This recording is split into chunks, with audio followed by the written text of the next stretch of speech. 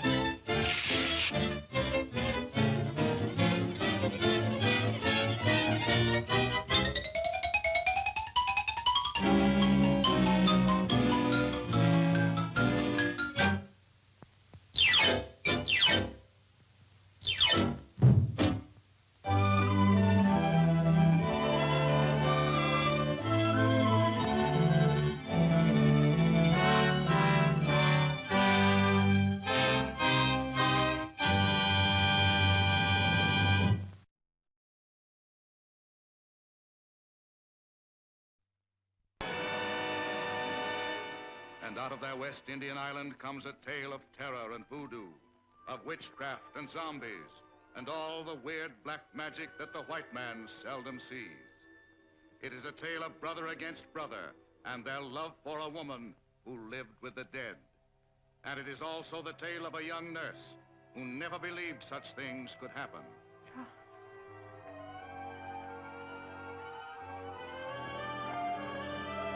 Are you trying to tell me that the voodoo priest could cure Mrs. Holland? Better doctors. Don Paula, this woman is ill.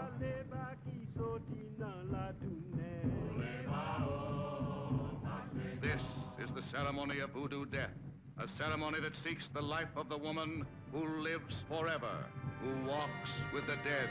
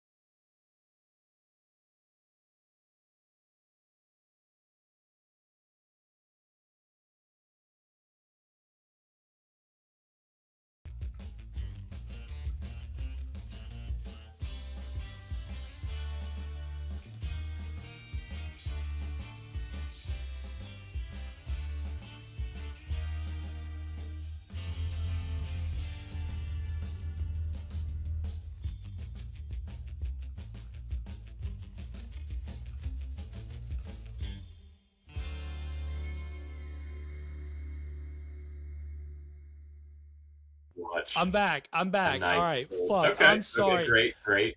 Jesus Christ. Do you want to start over, Garrett? Do you want to bring us back in? Let me tell you, to go ahead and be candid with the audience here, I'm recovering from a bout of COVID.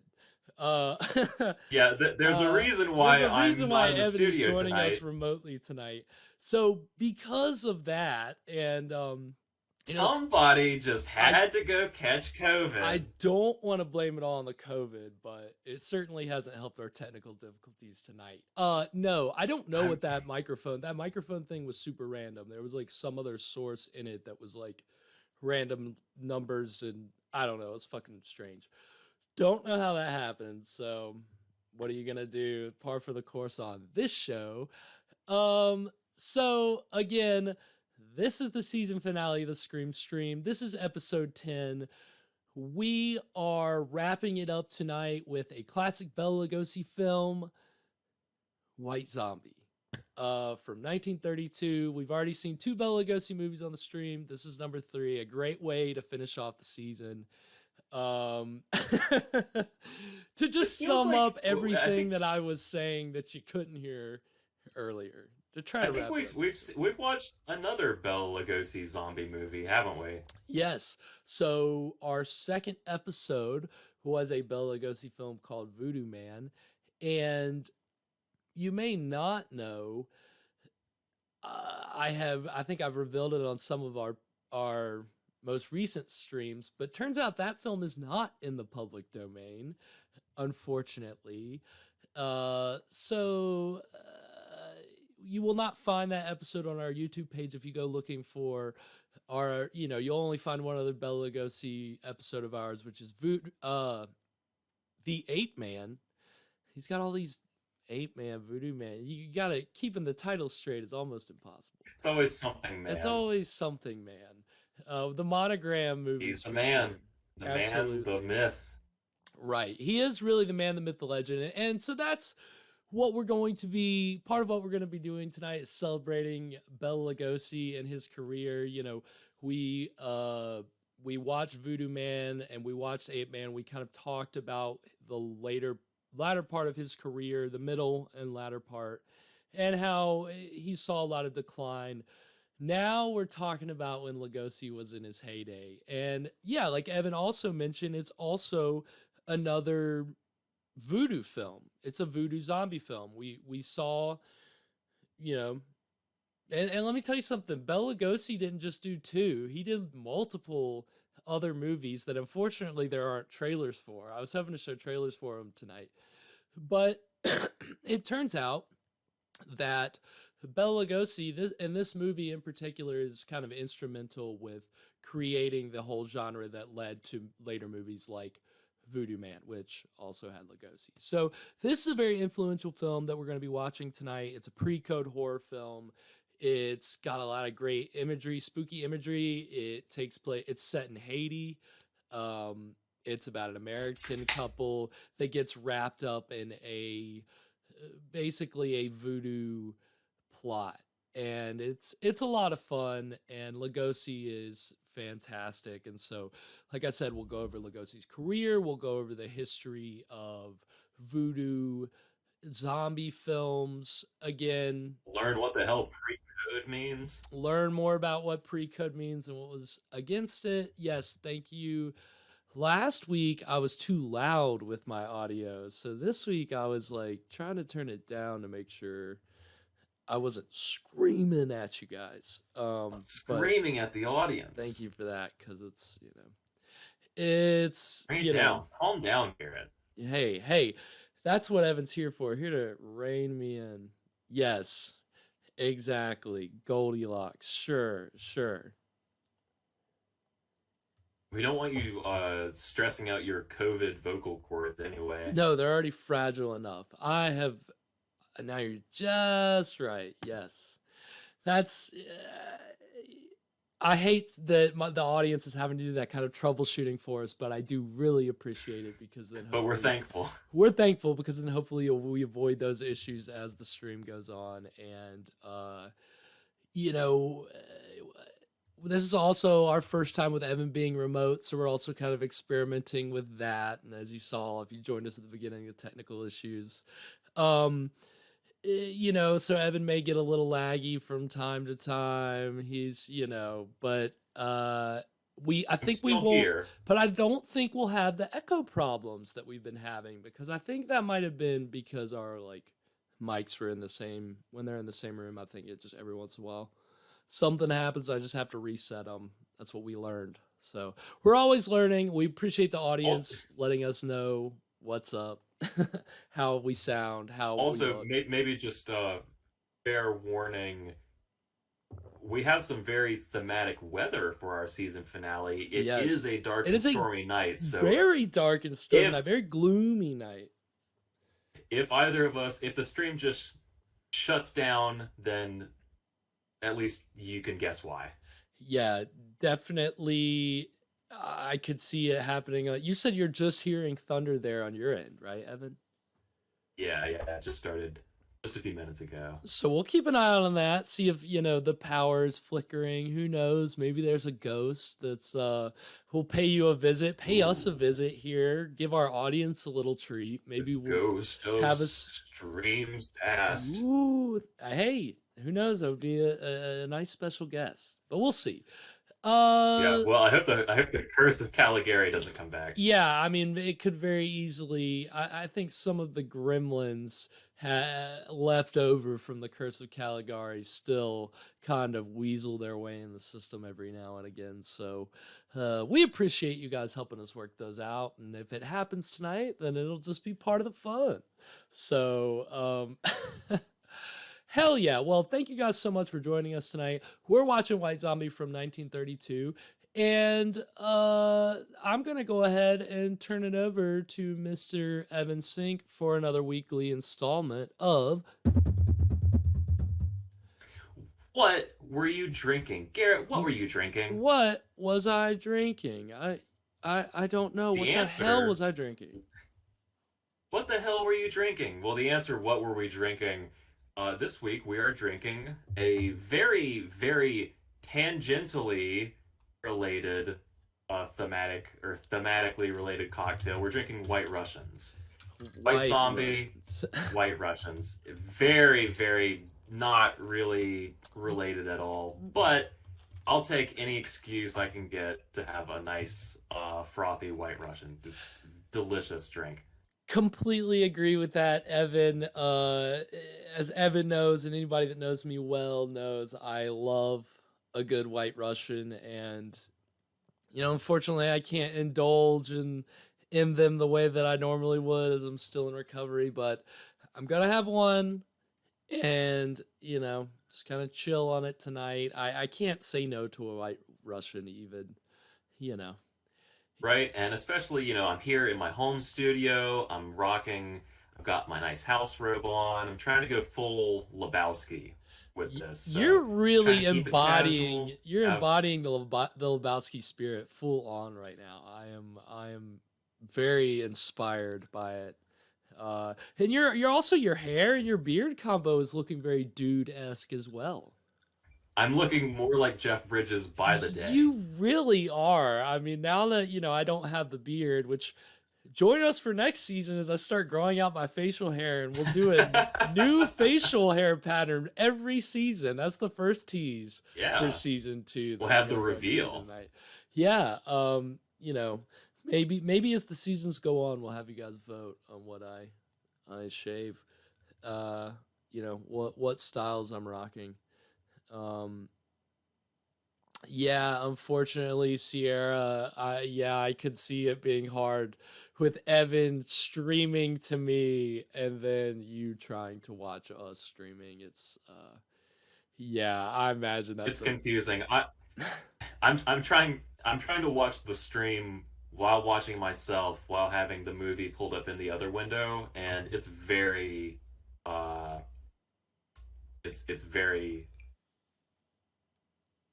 disorienting. Well, yeah, I mean, maybe you don't even have to have the stream pulled up itself. I don't know that would change it. It's more the fact that you're streaming to me. But Sierra, I appreciate you bearing with it, because I'm sure it was just very it was like being in some kind of weird rave that Evan and I are, for some reason we're the only entertainment is remixes of us talking. So thank you for suffering through it that long. All right. Sorry, go ahead. So I guess I didn't actually say what's in a White Russian, just in case anyone doesn't know. If you like to follow along at home, I'm sure you have all of this just lying around in your cabinet, in your pantry. White Russian is 2 parts vodka, 1 part coffee, liqueur, Kahlua, whatever, and 1 part heavy cream. Or you could do milk, but it's it's a little thinner. It's not as fun. Yeah. Or you could do both. You could do both if you want to go dairy. If you want to have a very dairy forward White Russian, why not? Go for it. Right. I put milk in mine. If I've learned anything, no shame. If I've learned anything over the weeks of doing this segment, you can put anything in a glass and it's a cocktail. Just mix it up. Be the mad scientist we all know you were born to be. I mean, if you learned anything watching this show so far, and you're trying to embody the Lugosi spirit, then you embrace your inner mad scientist. That is... I know I am. I know I am too. I mean, if I've learned anything from these past 10 episodes, it's about embracing your inner mad scientist and, getting crazy with it. Hey, I mean, where would the world be without a bunch of crazy mad scientists, right? Come on. Come on.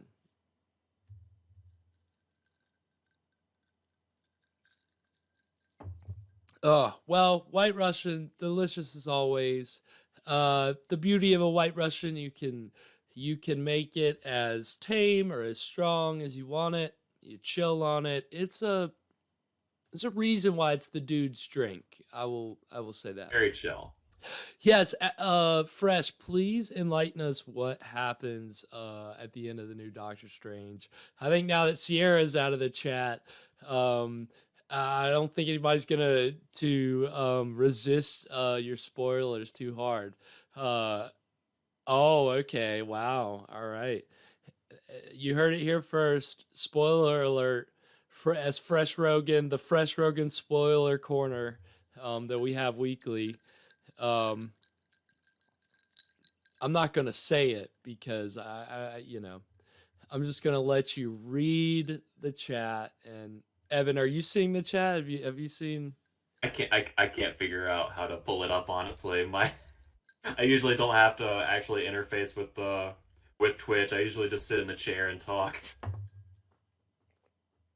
That's the beauty of being in studios. I just get it all set I don't up. have to do any work. I just hang out. So Yeah, I think you've got to like, I don't know. I think there's, I couldn't tell you honestly.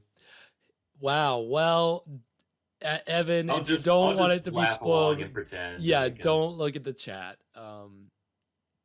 But yeah, I haven't seen too many reviews yet, fresh, so I don't know what your take was on it overall. But yeah, I haven't seen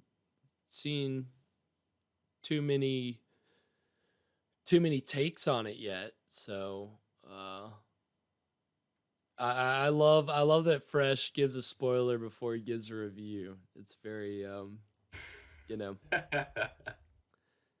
It was okay. It was okay. Fine. It was fine. Yeah, I could see that. You know me. I'm not a huge. There's a reason that we're sitting here watching old public domain horror films. I'm not a huge Marvel guy. I don't have anything against those movies, but Evan, I think you're into the Marvel movies, right? Or you at least keep up with them to a certain I've seen. I don't know if I would say I'm into them. Let's not go crazy. Right. Oh, okay. Whoa, hey. I feel that. I definitely feel that. Well, yeah, Dos Ex or I'm not even gonna say it. Dos Ex Machinas, are always kind of frustrating, but I feel like it happens pretty often in superhero movies. It's kind of to be expected. It's just, and everything's gonna be fixed. That's why I never understood why people like the original, or not the original, but the Superman movie from 1978. Because Superman, the end of that movie, Superman just flies around the Earth and gets it to spin in reverse, and he reverses time and he undoes like all the bad stuff that happens. Like, how does that make any sense? I think when you do something like that, though, it's so extreme that it's kind of impressive, though. Like it is a completely unexpected Deus Ex Machina. I get pretty frustrated with stuff like that. It's just well, I mean, there is always the argument. Well, why doesn't he just do that every time? But exactly, once you start opening those doors, it's that's the beauty of horror, because unless it's you're dealing with the supernatural, then and in this case in White Zombie, we're dealing with life after death. So it's not that anything can happen, but if you want to see the dead walk, you're gonna see it here tonight. Here, before we move on, while I still have the floor and while I still have the mic, please, absolutely. While it's still my segment, how do you think the drinks stack up? What's your favorite drink of the season? Oh, that's a great question. I'm gonna look at the Instagram page where we have all the drinks for this season listed, and I'm gonna refresh my taste buds and refresh my memory. Yeah, the whole multiverse stuff, fresh. I like all that. It's where they start to lose me. I mean, and I haven't seen the first Doctor Strange, but that would be frustrating to me because I feel like that's constantly going to be your go-to. Is I got a spell for that. But yeah, so I really enjoyed the Dirty Banana. That was a really delicious drink. That was very good. Yeah. That was a great drink. I also liked the Dead Man's Bootstrap. That was really interesting. That was really interesting. That was my speed for sure. And yeah, I don't know. Yeah, I would say that it's probably gotta go with Dirty Banana. honestly. Yeah, probably. Yeah. What about you? I think I'm right there. You know, the frozen drinks, the cold drinks. I mean, White Russian is certainly up there. Well, you were partial to it going in, partial to the dirty banana going in. So, Right, yeah. I was always going to be up there in your favorites. But yeah, White Russian, of Yeah, course. it's I true. mean, I had that before. and that's the thing though for me too is like as much as I love a White Russian, as far as like picking the best drinks, definitely drinks that I've never had before are gonna be up there for me. So and all of these, outside of the White Russian, and I guess I hadn't had a Bloody Mary with gin before. I did the Bucket of Blood, but that would definitely be towards the bottom for me as far as the drinks. Yeah, what's the worst drink? Yeah, it's probably the Bucket of Blood for sure. It was not good. The Caligari, the Hypnotist wasn't bad, but it wasn't good either. I don't know. Yeah, that was. I think that may have partially been my fault too. I think I've just put too much lemon juice in, so it was just extremely acidic. Tart. Yeah, very tart. Little more than a splash. Just a tinge more than a splash. Yeah. So is what were you gonna say as far as what would be at the bottom of the list for you? Yeah, probably the Hypnotist. I think so. Yeah, I mean every other one. I mean, hmm. I really liked. I can't think of one that was particularly hard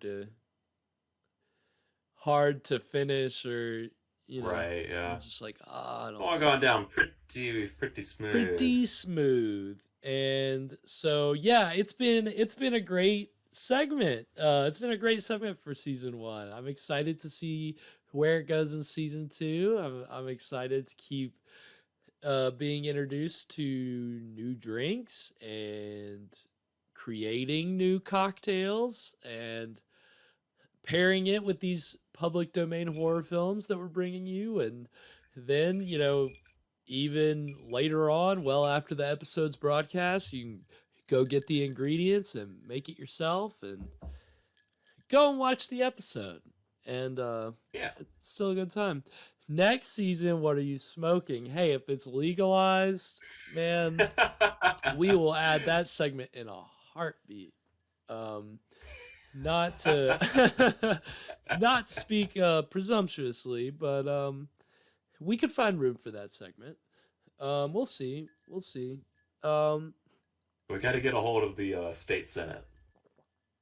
Right. We got to see what legislation we can move through the pipeline. See if we can grease a few palms. Evan and I got to call our people in DC. Call in some favors. To see what we can do. Who knows?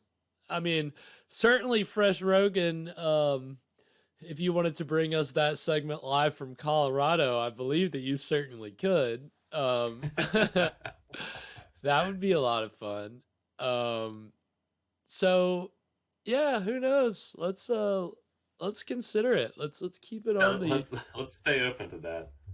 We're certainly trying to always add new segments, new, whatever ways we can make the show fun and interactive, and this one's been a great way to kick off the show. So I'm looking forward to the drinks in season 2.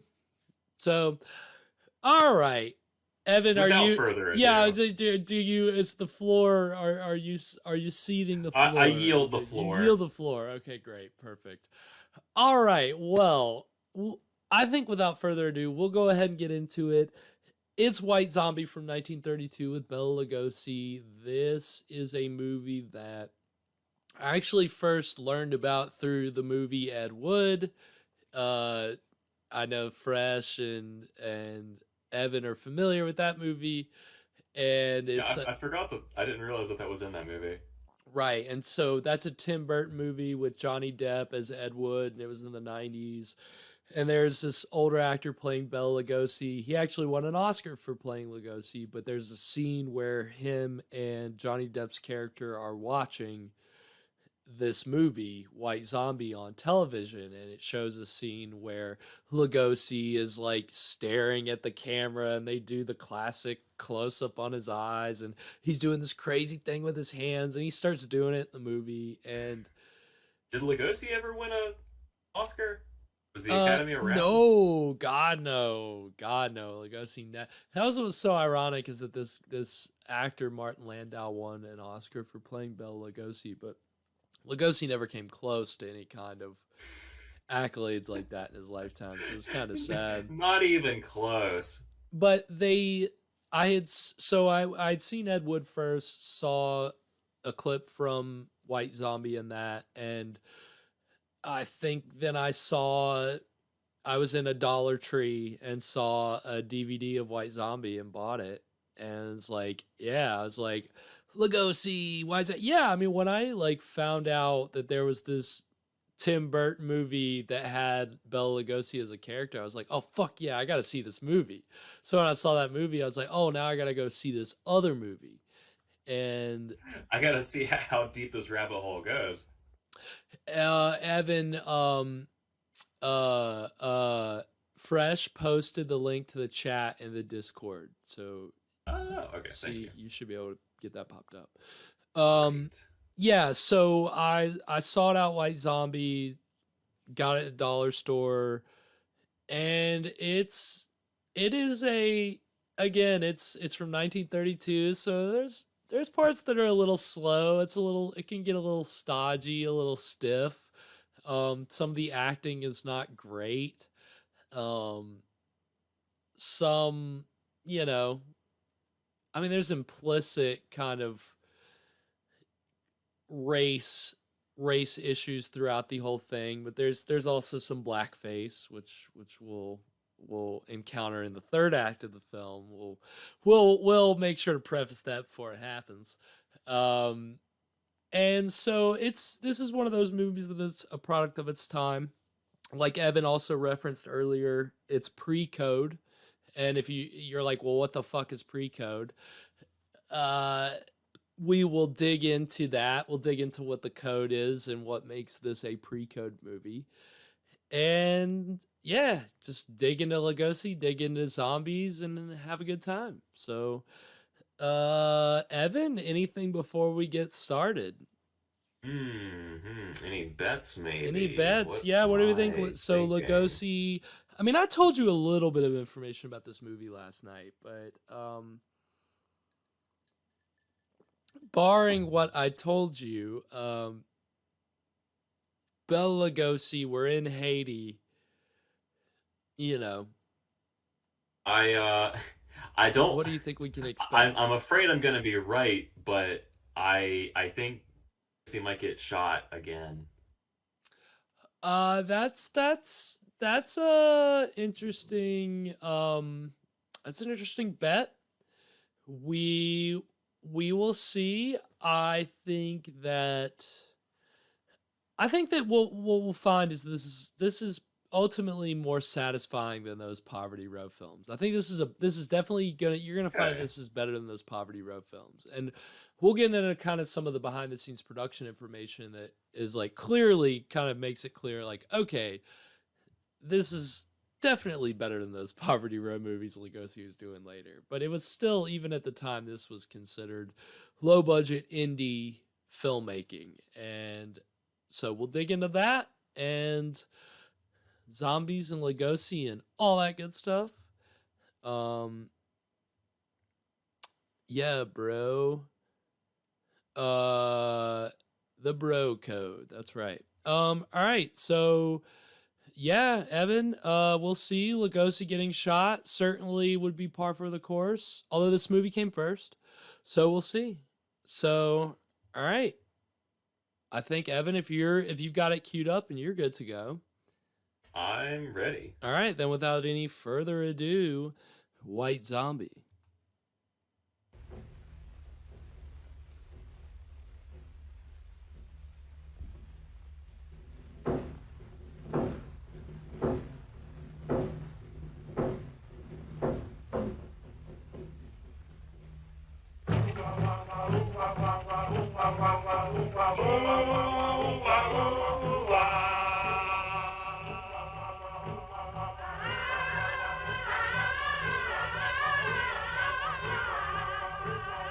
So, I mean, obviously this chanting is, you know, it's just vocal chanting. It's, you know, not at all authentic to Haiti or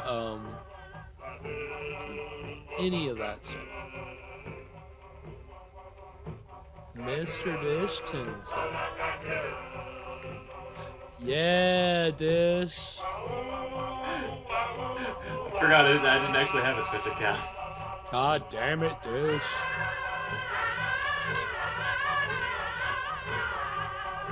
So you just found some, like, crew person at the, like, one of the studios they were filming at to, like, make this chanting music.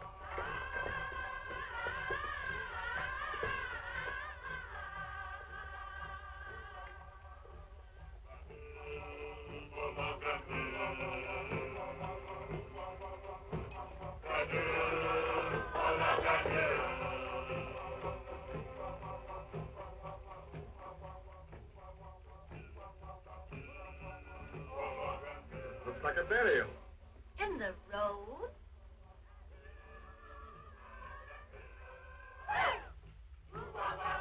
Driver, what is it? It's a funeral, mademoiselle. They're afraid of the men who steal dead bodies. So they dig the grave in the middle of the road, where people pass all of the time.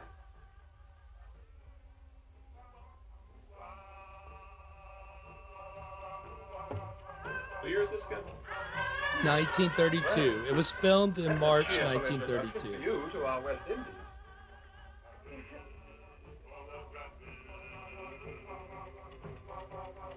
And Lugosi shot this right after Murders in the Rue Morgue, which was a Universal movie.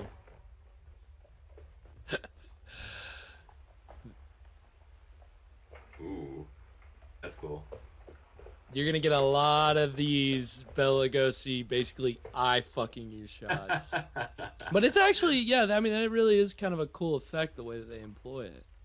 Yeah. You know where is the house of Monsieur Beaumont?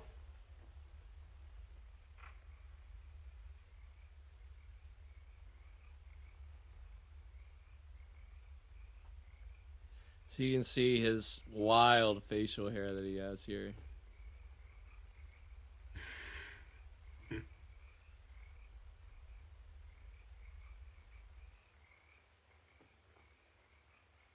Zombie! Allez, allez! Shit. Felt like hands clutching me.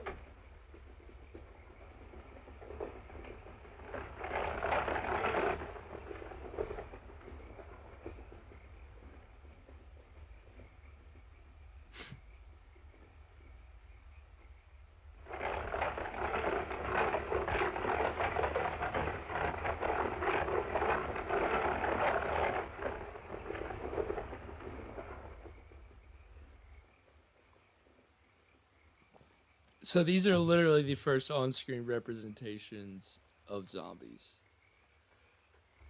Because again, with the kind of symbols on that guy's robe, like from Voodoo Man. Right. Yeah, and definitely. So this is really the first movie that ever dealt with voodoo and zombies to come out of Hollywood, and This is the first zombie movie, right? right, and it's really the only one that kind of accurately associates it with, like, it's Haitian voodoo. You know, like it comes out of Haiti. Yes, zombie. So it's not accurate by any means, but at the very least, it's set in the Or made to work. in the proper location, and you know, some degrees of accuracy. And like they said, the zombies are forced to work in the fields at night. That was kind of the understanding of what zombies did back then, is they were basically slaves, people who had died and were brought back to life for slave labor.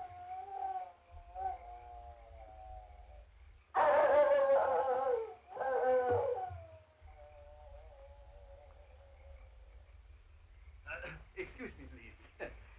you got a match? Did I frighten you?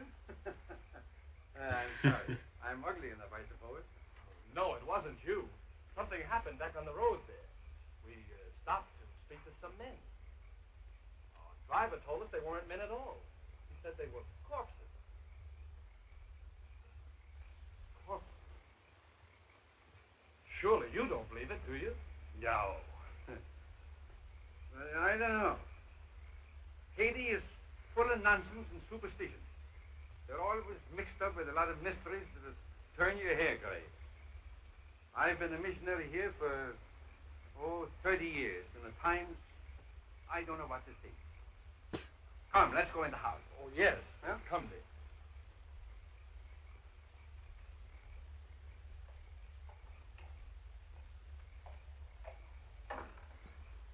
Is Mr. Beaumont in?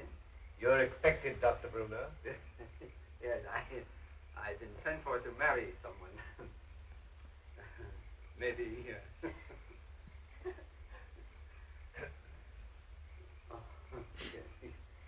It's a no smoking house, dude. What the fuck do you think you're doing? Didn't really put it out. Just put it in his pocket. Yeah, it's just like Beaumont. Just a little smoke coming out of his pocket. Introduced So him on the little. docks in Port-au-Prince. And you? I met him on the ship coming from New York. He was very kind during the voyage. So Madeline and I planned to be married the moment she arrived, but Mr. Beaumont persuaded us to come here. He promised to take me out of the bank at Port-au-Prince and send me to New York as his agent. Strange. Very strange. You... lurk much? Here.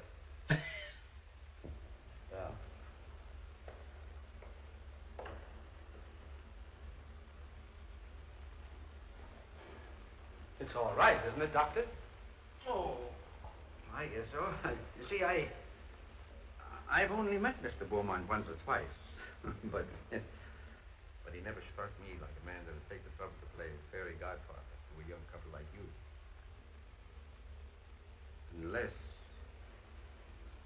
Unless what, sir? Unless.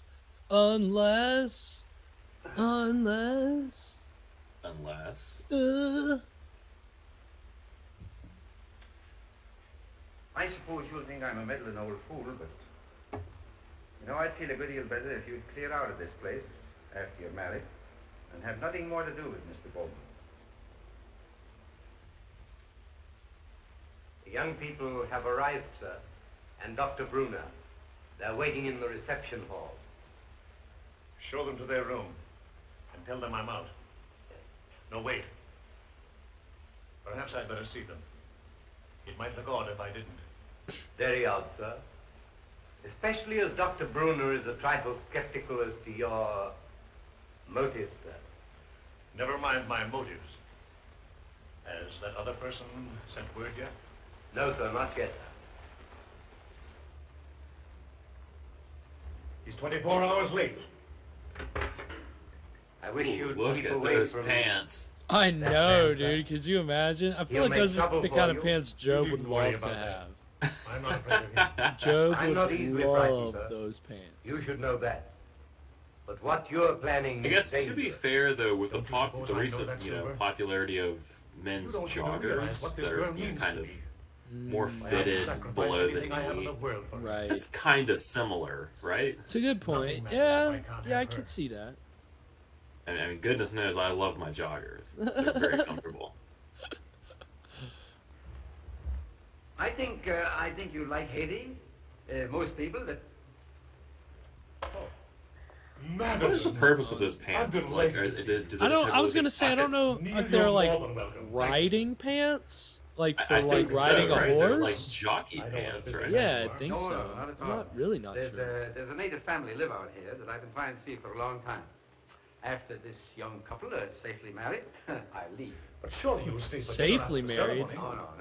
No. I want to see him not get along. dangerously Well, that's a married. great pity. Yeah. You had something very special prepared for this occasion. It was very good of you, Madeline, to humor the whim of a lonely man. There was so little time to prepare. I couldn't Bro, do half the things yeah, I wanted to for Yeah, get You've skeptical. done more than enough already, Mr. Beaumont, for a comparative, giving Neil a position in the state. Neil? Something Yes, seems yes, a little indeed. fishy. Oh, yes, of course. I'm sure Neil will make a very good agent. But you must be tired after your drive. Neil? Get some rest. Ha! Neil? Silver. I can Silver will compete show with a you guy your room. named Neil. This way, please.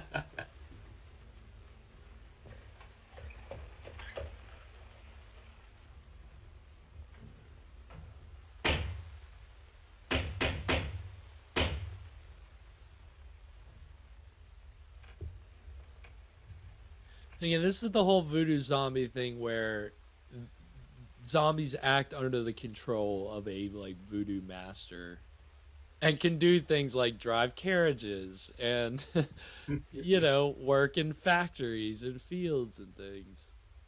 Yeah, zombies used to be so much more exciting. So much Now more they active. Now they just want to just eat shamble flesh around. and brains. Just- And it's boring. Yeah, like get a job, you zombie. Yeah, I mean, yeah, at the very least. Even, oh.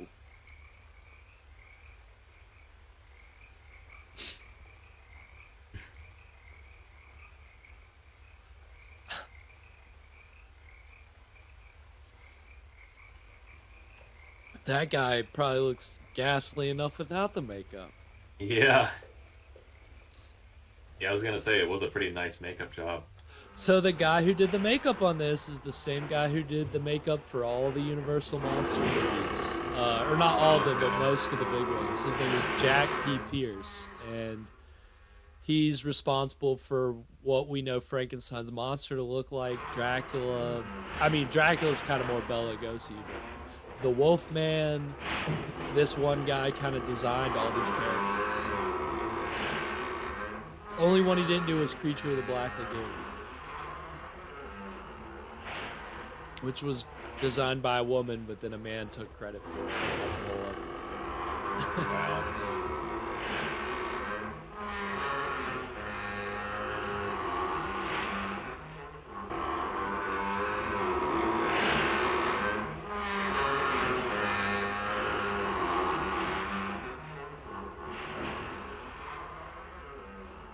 That's a great sound. Oh shit. Oh. Oh no. Ah!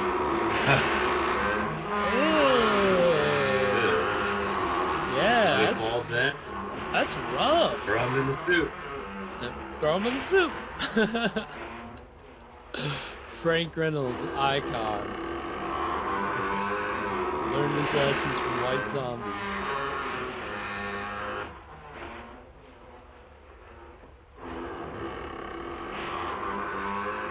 Oh, I didn't realize his leg was in a place.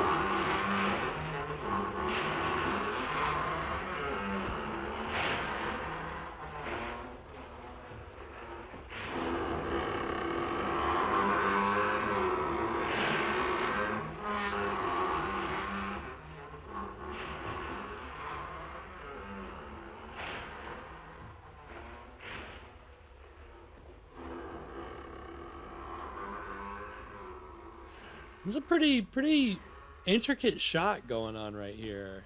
Yeah, there's a lot of Yeah, a movement lot right of here. movement. Monsieur Beaumont.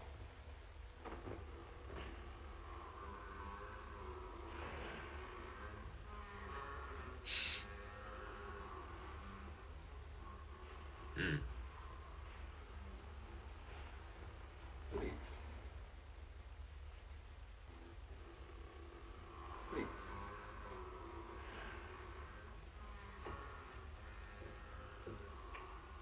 I'm sorry that kept you waiting, monsieur. I have been on a journey, seeking men for my mill. Men? They work faithfully. They are not worried about long hours. You. So apparently you Bela think Lugosi's good character is some supposed to men be like mine a and Creole. innovation. No, Okay. that's not what I want.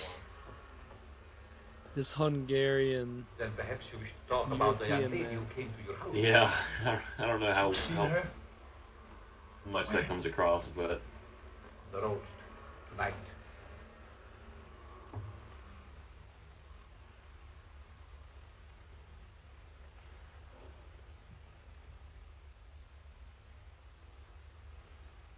There was a young man with her. They're to be married tonight. You've waited too long to do anything. What do you want me to do? If she were to disappear for a month, What do you hope to gain by her disappearance? everything. Everything. Do you think she will forget her lover in a month? Just give me a month. One little month. Bold move, guy. Pretty Not in a sure of month. yourself. Not even a year. I have looked into her eyes. She is deep in love. But not with you. They're to be married within an hour. There must be a way.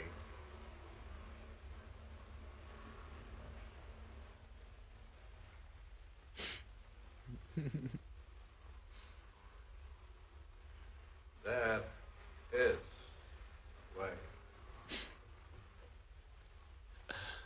Come. This is like the classic Bela Lugosi as Dracula Give me what I line want. delivery. You may ask. Very Yeah. slow, very deliberate. Intentional. Yeah, it's hilarious, but it was very much kind of a mark of his like the fact that he phonetically learned how to speak English by like having to read his lines for like plays and things like that. No. Not that.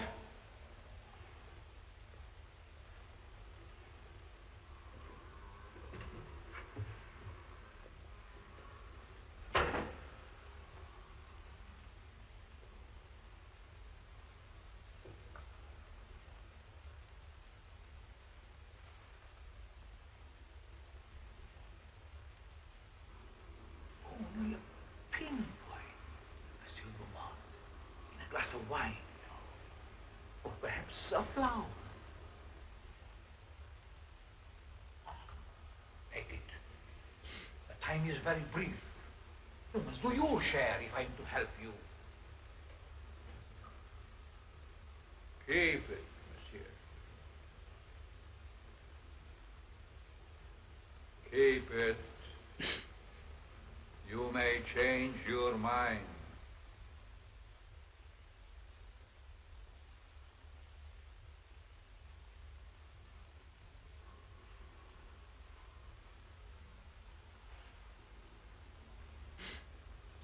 He Send blinked. me word when you use it. I'm shocked. Yeah, you don't usually see He that. doesn't. He really doesn't do that often. But it was so quick. Like, you could tell he was not trying to blink. Tried to play it off, but I saw that, Bella. I'll find another way. There We is noticed. no You think you're slick.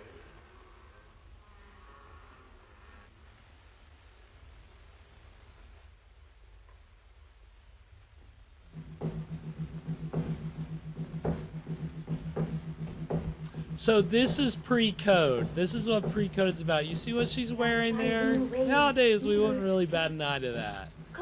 But back in that day, what she's wearing, the lingerie, the underwear, whatever you want to call it, that's a very scandalous shot. But there was a lot of things like that in movies back in the day.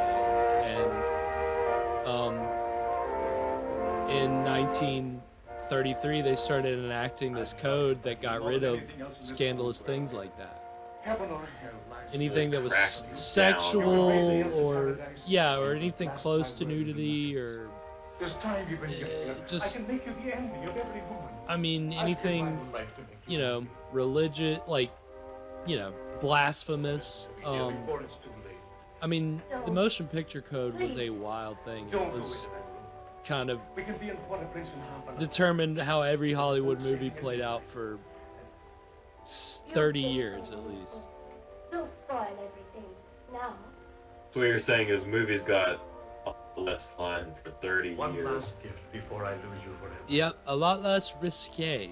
But people found a lot of like interesting ways around the production code. A lot of filmmakers had fun trying to skirt the rules.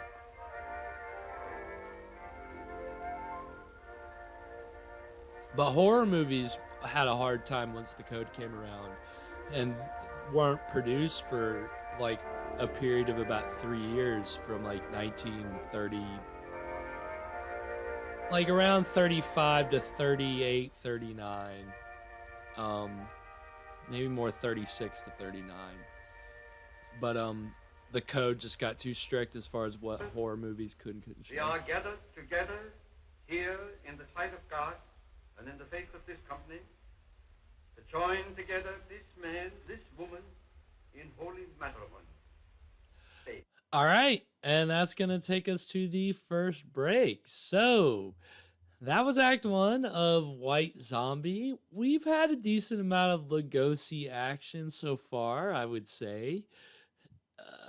You know, I think with the other movies that we watched, it takes a while to get Lugosi into the picture, but I feel like here, I mean, you know, we saw from the get-go. Yeah, pretty much from the carriage ride, and then he had a really good scene there in his mill.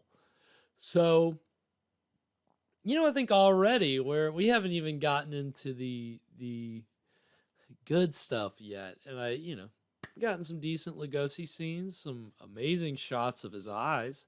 Yeah. So just to recap, Right. so we have this couple who has come to Haiti to get married. Right. We have this other. Did this guy come with them? This jealous guy? No, he lives in Haiti. That's his house. He met the woman on a boat and kind of fell in love with her and was like, chatted her up, and she's like, "Oh, I'm gonna get married," and he's like, "Oh, marry your." Not if I can help it. He was like, "Yeah, come marry your boyfriend at my house," and she's like, "Okay," and her boyfriend said, "Okay," and they decided to get married at this random guy's house in Haiti. So, I don't really know. Certainly not advisable, if you ask me, but they seem to think it was a good idea. Yeah. Does this count as eloping? I mean, I don't think their families with them. I guess so. I mean, if you're going to Haiti to get married, it must, circumstances must certainly be interesting. But yeah, so this other random guy whose house they're getting married at is madly in love with the woman. So he is employing Lugosi to use his voodoo powers to make the woman fall in love with him. Of course, it's not as simple as that, and we will see. Of course, We'll see where it goes. We'll see where it goes. I wonder if there's going to be the titular white zombie that shows up. I wonder. We'll see. But it's pre-code, so they can show a titular zombie. Good. Well, hey, again, that was pretty scandalous. Her in that lingerie. I mean, seriously, you can't undercut the power that like the people, like especially who were behind the code, were probably shocked when they saw that. These are old fuddy-duddies, and they're reviewing like every movie, and even it got, once the code really got fully enacted, they were looking at every script before it was even produced, and they were approving things, and some movies wouldn't get made because they were like, oh, we're not going to be able to get that past the production code.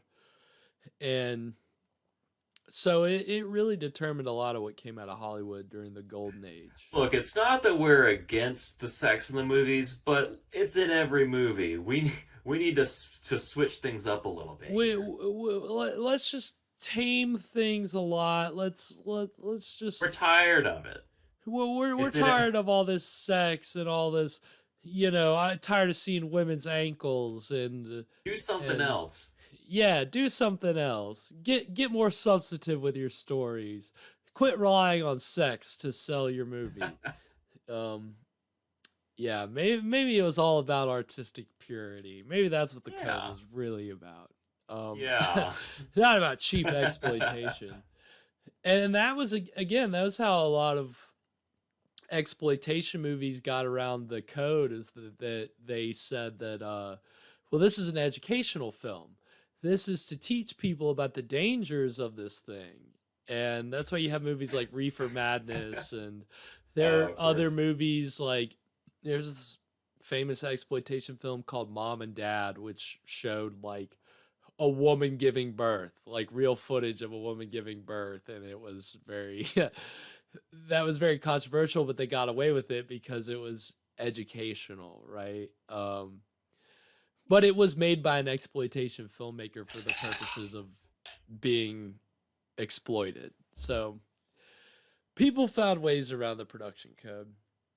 And these guys certainly did. The guys who made this movie, it's actually a couple of brothers named the Halperins. It was directed by one of the brothers, Victor, and produced by the other brother, Richard. And Victor Halperin apparently didn't like horror movies. So he stopped making them later on, but he made a couple.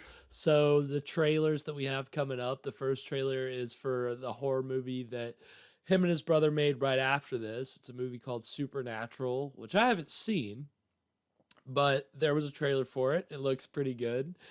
And I've seen some good reviews about that movie. I think it's kind of hard to find. I think it might be a Paramount movie. But that's another pre-code film that they did.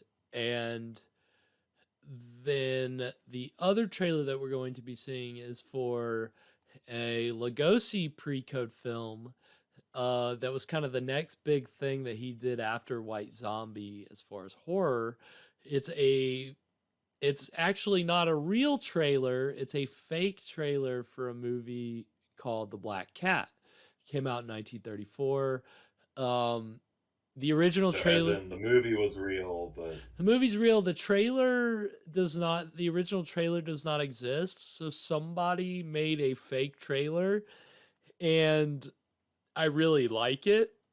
So for the purposes of just showing you, it was a fan trailer. Yeah, but it's really kind of authentic to the time period. So for the purposes of showing you that movie, and again, like, that's probably Lugosi's performance in that movie is probably his greatest performance.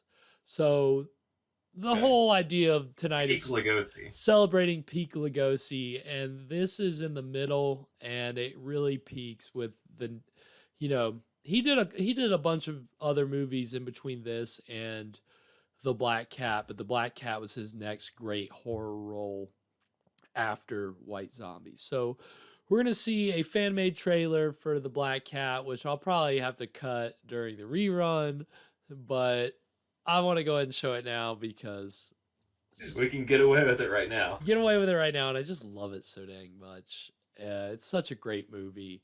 And yeah, I mean, Lugosi just kills it, literally and figuratively. So, and that's also a pre-code horror film. That was the one that I told Evan about, where the director was told to cut satanic worship stuff, so he went back and filmed stuff that was implying necrophilia. So it's a whole thing. I'll delve into it a little more just into Lugosi's heyday when we come back.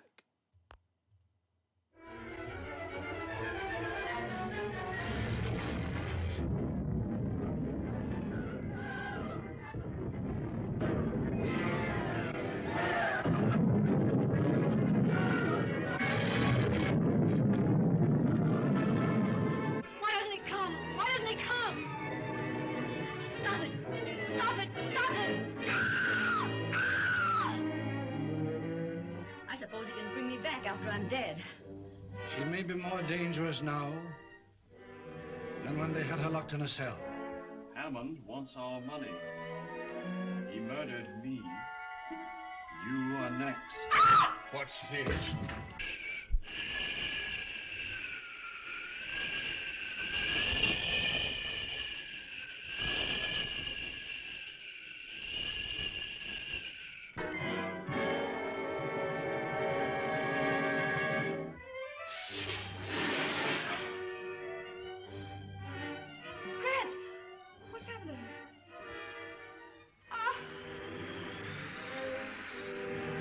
Shut. We've got to find him. Doctor.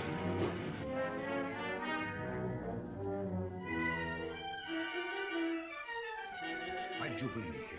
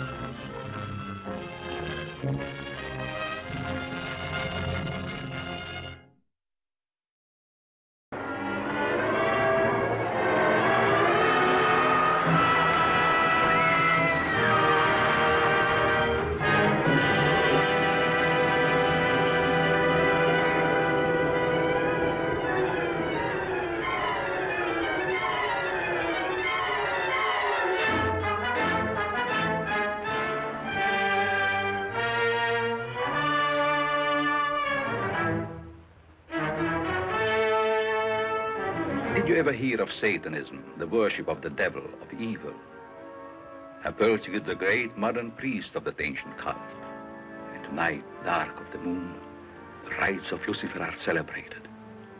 And if I'm not mistaken, he intends you to play a part in that ritual. A very important part. Where is my wife, Karen, and my daughter? Karen? Why, what do you mean?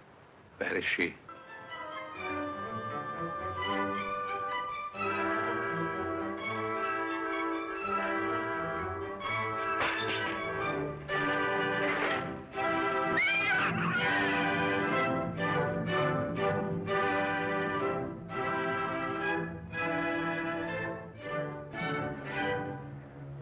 Open the door.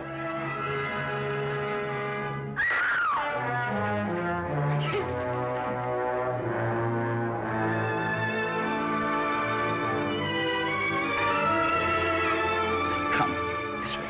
Peter, where is he? Never mind him. But you will be dead soon if you don't come with me quickly. And Karen? Karen is dead. No! I mean Karen, your daughter, Madame Persick. What do you mean? She's alive, here in this house. She's Persick's wife.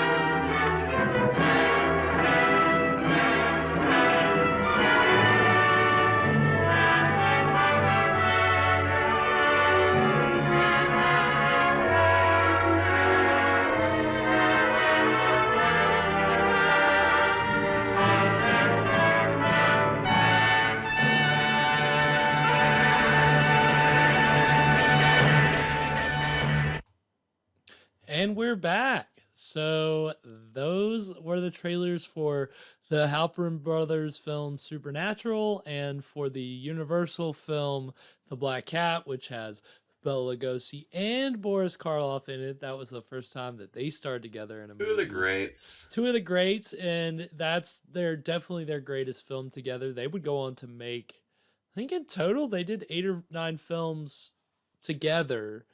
Now, you know, their roles aren't always, especially Bela Lugosi's roles, and a lot of those meetups are not substantial, unfortunately. But they're still fun, and especially The Black Cat is worth seeking out and watching because it is just, it's still kind of a freaky movie to this day. It still holds up. And Lugosi actually gets to play a sympathetic character. Karloff is the bad guy. Yeah, and Lugosi is, you really do feel sad for him, and he is kind of the hero at the end, but in a sad, tragic way. But man, he gets his revenge on Karloff in the most gruesome fashion. And it is. Does he turn him into a cat? He turns him into something. He definitely he certainly scars him for life. Let's just say that, in just the most brutal way. And Lugosi's just relishing every minute of it, at least in the performance. He's just like the mad glee in his eyes is as he's. I mean, I don't know if I don't necessarily want to spoil it for you guys, but I don't know if I'm spoiling, you know, 80 to 90 that year one's old not public movie. domain, is it? No, unfortunately, it's not. But I'll go ahead and spoil it for you guys. If you don't want a spoiler alert, don't. Or if you don't want a spoiler, don't listen. Spoiler Just alert. mute real quick. Mute real quick, because I just have to say that the movie ends with Bela Lugosi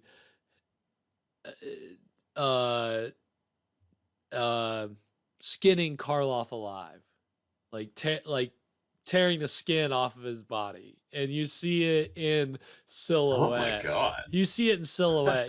You actually get to see it, but still to see it in silhouette is still like pretty brutal. You just see the silhouette. You see Lugosi carving away at his face, and wow, yeah, it is.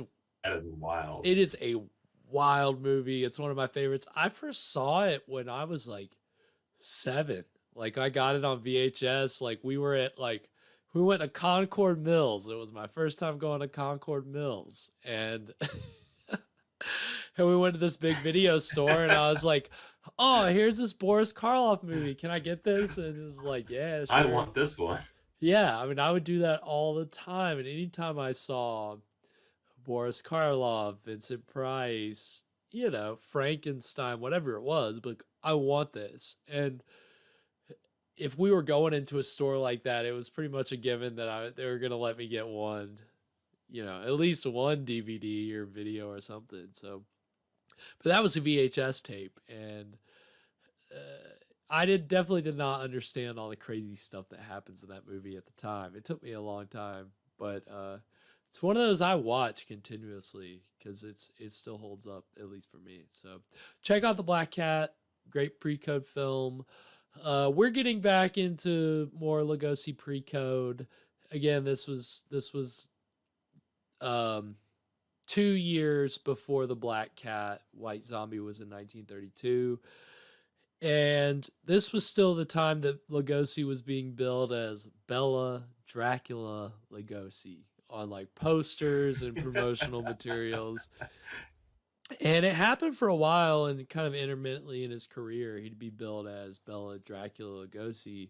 He didn't get the illustrious, I don't want to say title, but more or less title that Karloff got, which was to just be credited as Karloff, not only in the promotional material, but even in the on-screen credits. He's just credited in for a couple movies as Karloff, because that's how big he was and how big, wow, you know, the name was. And it was just a household name, right? Yeah, and so that's the thing is Lugosi, you know, he got his stardom with Dracula in 1931.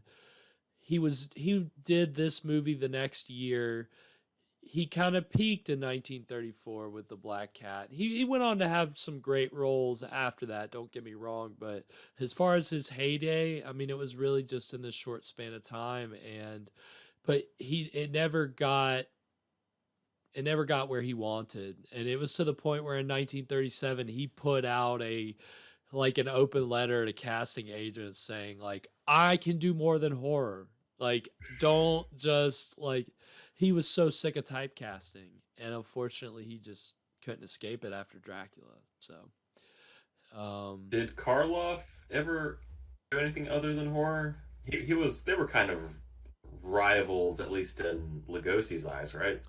Right. Well, there's everybody's camps say different things about that, but I think they kind of agree that there wasn't really a rivalry, that was kind of more promoted by the studio, but certainly there was maybe some jealousy because there was certainly unfair treatment, you know, for Bela Lugosi from the studio. And I think Karloff recognized that, and Karloff. I think I've seen things that said that Karloff kind of pitied Lugosi, and Lugosi kind of resented Karloff, but the between the two of them there wasn't ill will, and yeah, I mean Karloff branched out. He did. I mean, everybody knows Karloff as the Grinch. You know, he was the original. He's the narrator in the cartoon version of How the Grinch Stole Christmas. Well, you know, I actually didn't know that. So you may not know that, but that's there's that. He was famous for playing like Captain Hook on stage in like the 50s and the 60s, I think. Or maybe in the 50s.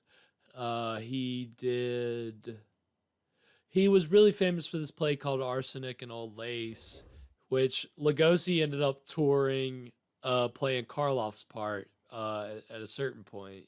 But that was a very famous like comedy play where there's this character who had plastic surgery done, but the surgeon was drunk, so he made the guy look like Boris Karloff. So Boris Karloff's like line in the play is like, he made me look like Boris Karloff, and everybody died laughing. And so, but of course when that is very funny. But of course, when they made the movie in the 40s, the character is not played by Boris Karloff, so the joke kind of loses a little bit of its luster. But right. But I think it's almost funnier to imagine Lugosi being the one saying, "Yeah." I don't know if they changed the line for Lugosi to say that he made me look like Bela Lugosi, but I almost feel like it'd be funnier if he was saying "look like Boris Karloff." But who knows? Right, yeah. But yeah, so they both had varied careers, and you know, poor Lugosi tried to escape from the typecasting, and he got some roles outside of horror, but it was, you know, as we've rehashed many times with talking about the Ed Wood years, he was just kind of stuck in genre. Right. Well, on the other hand, though, Karloff never got to work with Ed Wood, so that is a certain kind of feather in Lugosi's cap. I guess we can chalk that up as a win for Lugosi, at least in the pop culture playbook. I don't know. I mean, it's certainly not the best thing in the world, but I don't think Boris Karloff would feather in his hat. I don't think Boris Karloff would fret too much at having not associated with Ed Wood. I'll say that. He seems a little too like he'd be a little too snooty for that. Not that I think he was snooty. I don't think he was super snooty, but yeah, we're throwing shade at Frankenstein. No, I love Boris Karloff. I love Bela Lugosi, and again, it's a celebration. It's a celebration of Lugosi. Enough about Karloff. This is Lugosi's night. We're talking about Lugosi. So we're done. We're not talking about him anymore. We're done. So on that note, let's go ahead and Evan, if you've got it queued up, let's go ahead and do you have it queued up? Yes. Okay. Well, let's go ahead and get back into White Zombie.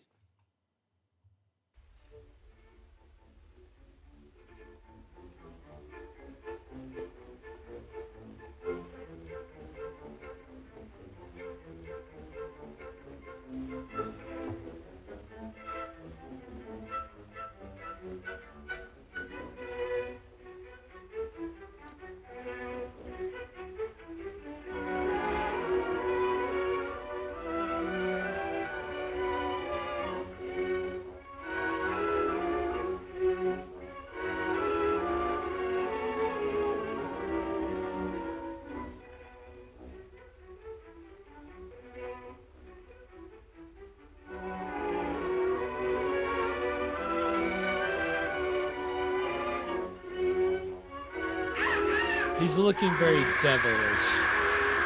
He's looking very Dracula-like. I think it's mostly just the hair. But... It's definitely the widow's peak. Again, it's the same makeup man. Yeah. But yeah, the widow's peak is more intense here than it was in Dracula. It's very pronounced. So I don't know if you've seen the 1940 Disney film Fantasia, but there's all this like controversy about did Lugosi model for the devil in one of the animated sequences. And when you see something like this and he's looking very devilish, you see the gestures that similar gestures in that Disney cartoon from the 40s. And but people ultimately said it wasn't Lugosi. But it still looks very Lugosi-ish. It's just a devilish man. What do you see in the glass? I see happiness. I see love. Far more than you deserve. Is that all? No. I see.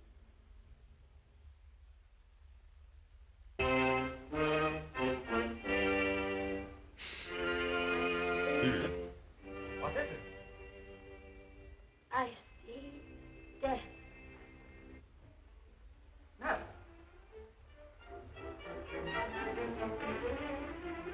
Madeline, what's wrong? Madeline, my dear, please.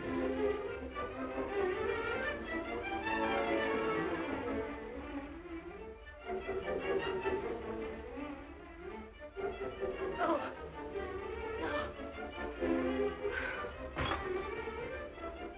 Madeline! Madeline! Can't we do something? Please. Madeline! So the zombies we've seen earlier in this movie, you know, they were already corpses, but she is still living. Right now, yeah. My wife. Right now. My wife.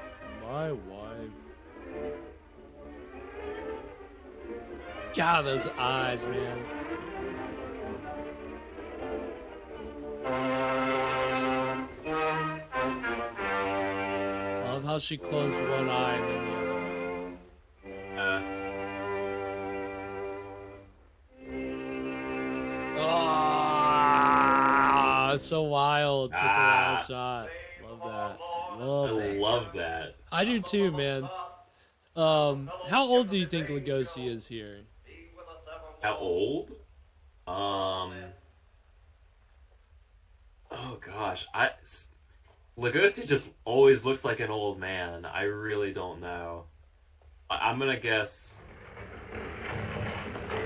I don't know, late 30s. Actually, late 40s. Okay. The latest okay. 49. He's on the cusp of 50 when he made this. Yeah, you know, I guess if I'd really been thinking about it, I could have counted backwards from the Ed Wood age when he was an old man. So he died at age 73, you know, had the big hit of Dracula at age like 47, had this, and then, you know, once he got into his 50s, I mean... So what was Dracula was his first big hit, right? Yeah, and it was almost a role he didn't even get, because he played the role on stage in New York, and you would think that that would make him a shoo-in, but Universal was looking at other people and really weren't, you know, Lugosi wasn't the top choice at all, but eventually they chose Lugosi. They didn't pay him very well. And, you know, he really didn't get paid very much at all, but he was willing to take the opportunity because he thought, okay, this could be big for me. This could be my chance. Yeah. And, you know, unfortunately, this kind of led to him being typecast. And this was another movie where he was apparently paid not a whole lot of money, considering, you know, again, that he was at his height here. Yeah. And what year is Dracula? 31. And it came out in 31, so I think it was filmed during 30. It came out at the beginning of 31. And this was shot in March of 32. So So Lugosi, born in Hungary, then comes to the States to first be a stage actor. Well, he came to the States in 1920 and did stage acting and film acting up until 1927 when he started playing the role of Dracula on stage. And he was still doing movies during that time, but that the stage role of Dracula was really winning him a lot of acclaim. Did you think we could do it alone?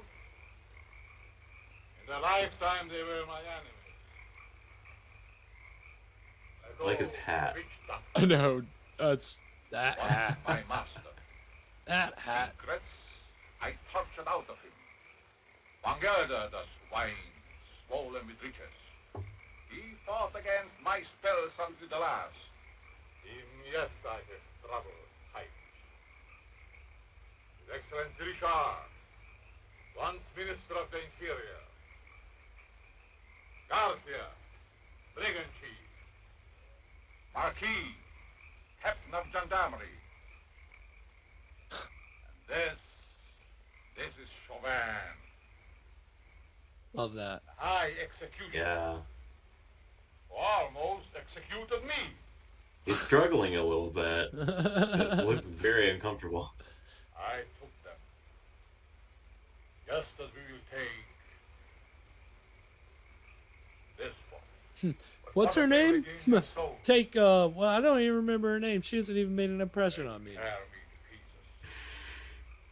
That, my friend, shall never be.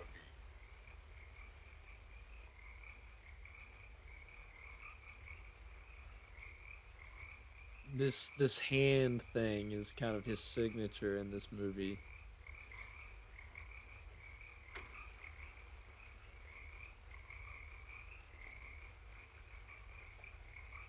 But yeah, I mean, so the 20s Lugosi spent in America learning English and acting in stage and film. But before that, you know, he'd been in Hungary, acted on the stage, fought in World War II for the Austrian-Hungary army. Austro-Hungarian army for 2 years. He became a lieutenant during World War I. Oh. Rose to the rank of lieutenant. Then he had to flee. He had to flee Hungary afterward in 1920 when there was a revolution there.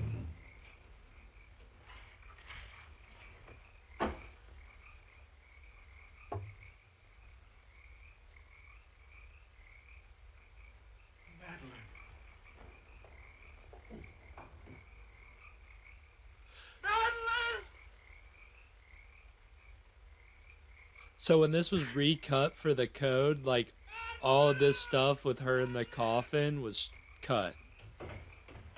So like Really? I think this whole bit of them breaking into the tomb was cut.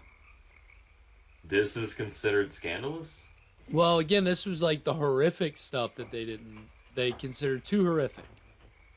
Okay. So they wouldn't let it pass.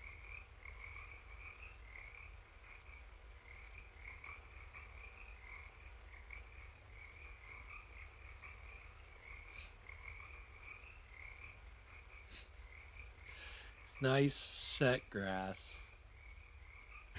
Definitely can't tell that it's just like, you know, 4x8 slightly sheets of grass. Yeah.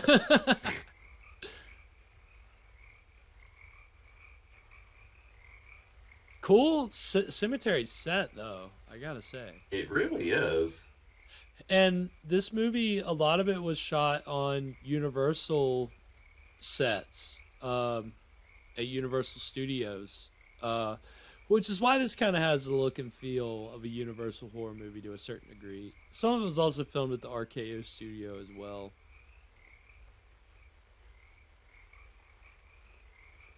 You know, I do admire the geography of the set.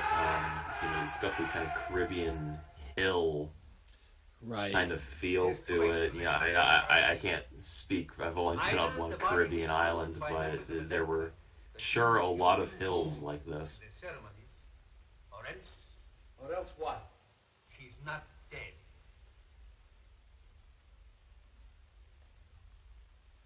Not dead? Are you mad? I saw her die. The doctor signed a certificate. I saw them bury her. Now, wait a minute. Wait a minute. I'm not mad. But I've lived in these islands for a good many years. And I've seen things with my eyes that made me think I was crazy.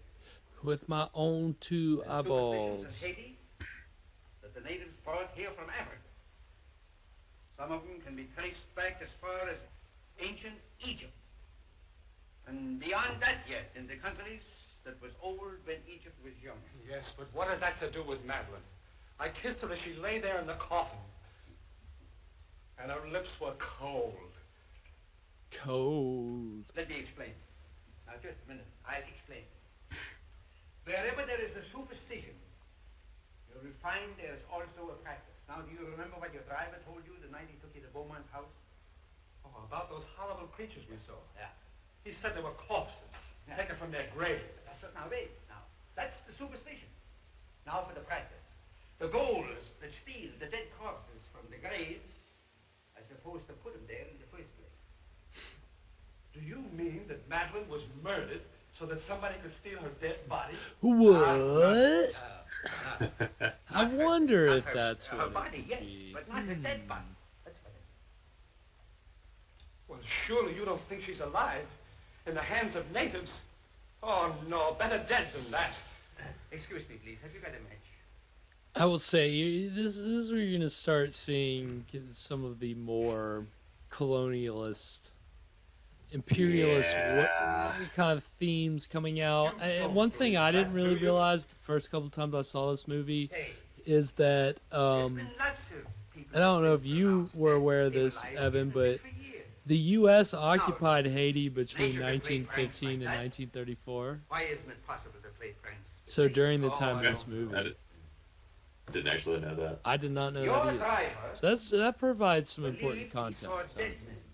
Right, yeah. He didn't. What he saw was men alive in everything but this and this. Oh, the whole thing has me confused. I just can't understand it. I don't blame you. I don't blame you. I've been trying for years to get to the bottom of this thing. To separate what you call fact from fiction. The law of Haiti acknowledges the possibility of being buried alive. Here it is in the penal code. I'll read it for you. Apparently, I think this was true. No. That like in the law, there's something about this, or in like an old law or something. About wait, what is it about being buried? Hold on. Article 149. The use of drugs or other practices which produce lethargic coma or lifeless sleep shall be considered attempted murder. Yes. Attempted. Yes, I see. Yeah, all right, all right. If the person has been buried alive, the act shall be considered murder, no matter what result follows.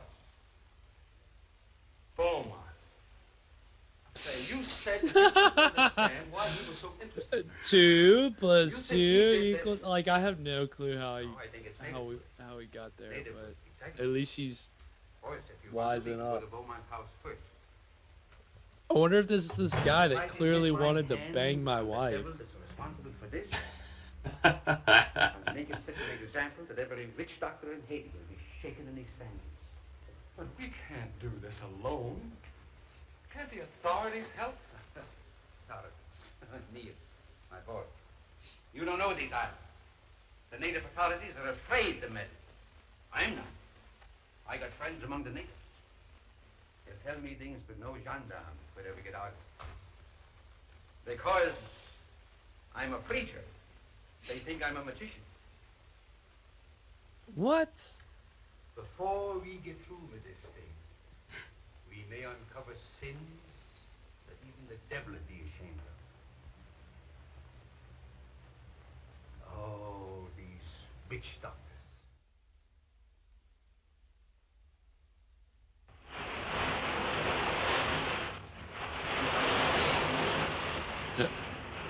So that's a classic matte painting right there. Yeah, nice still. Yeah.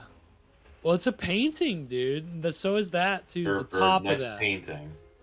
In this, I think the top of this may be a matte painting. And then, of course, this is a set.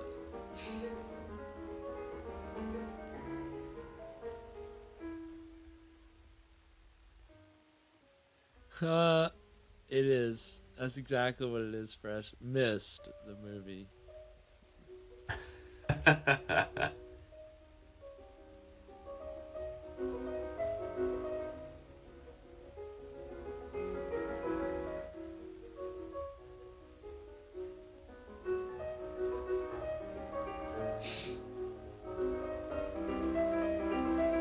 And here she is, the white zombie.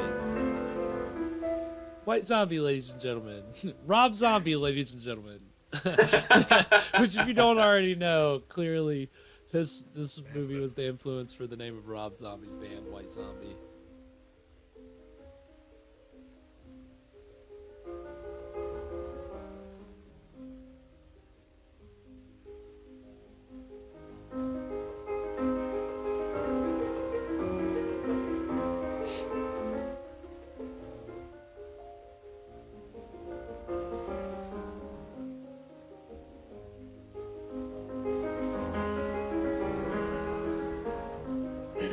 She's just a complete zombie. Ah, yes, the perfect woman.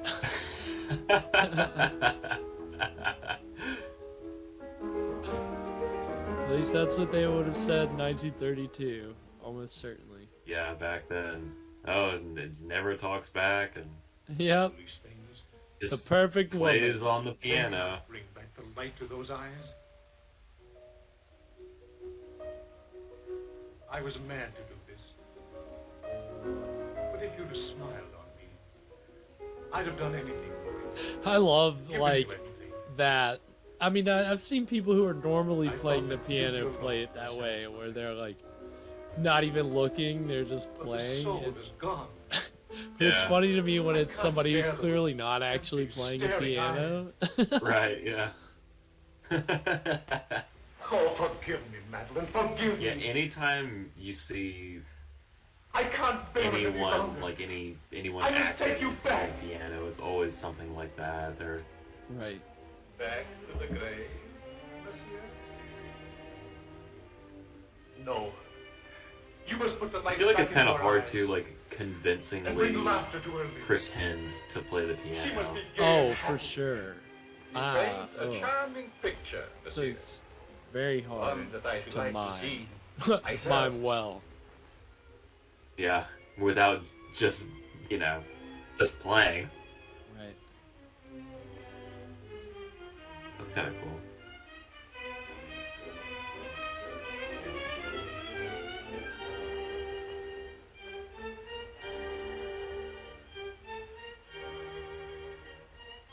You must bring her back.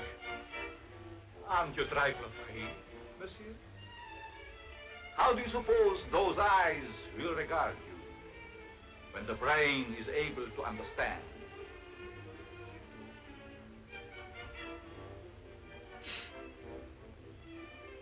So sinister.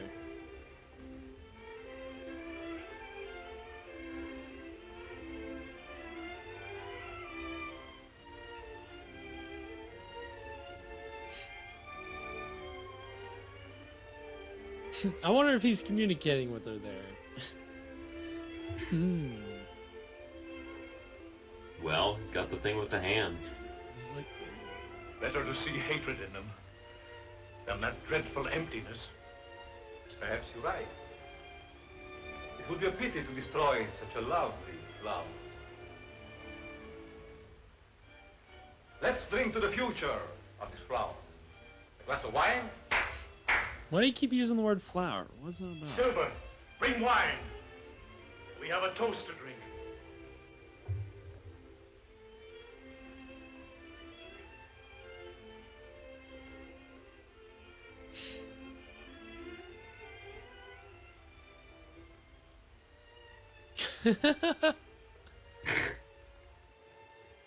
Here you go, buddy. Yep. The That wasn't a suspicious stare- grab at all.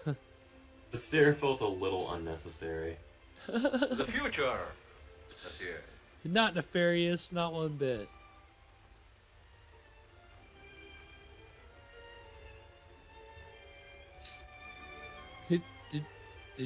Did you put something in my drink? Only a pinpoint, monsieur.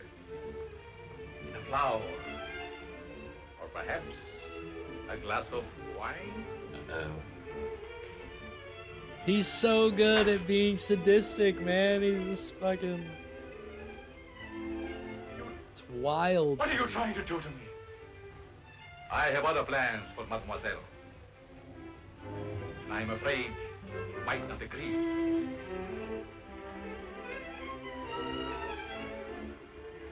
I have taken a fancy to you, monsieur. Silver! Silver!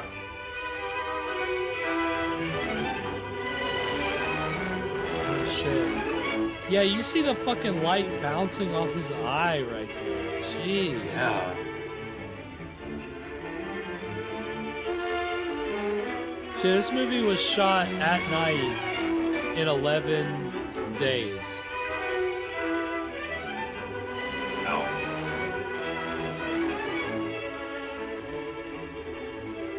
Of course, that seems like a contradictory statement because it was at night.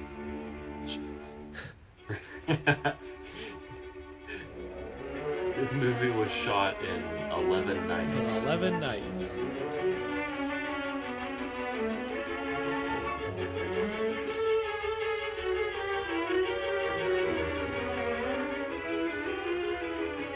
Apprehended him pretty easily. Yeah. See ya. Got that wrapped up pretty quick. What kind of butler is he, man? Don't!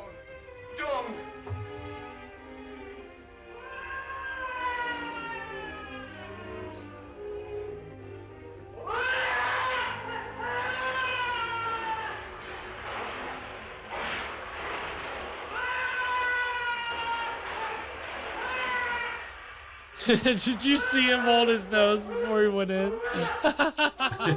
Oh, yeah! I hate that. I'm sorry if you hold your nose when you jump in the water, but suck it up. Blow out. Yeah. If you get water up your nose, it is what it is. Deal with it. I'm sorry if you're offended by that, but as a swimmer, that's how I feel. Sometimes you just gotta suck it up. Sometimes you just gotta suck it up. Gotta get a little water in your nose. I don't understand how he has this pet vulture, but that's... You!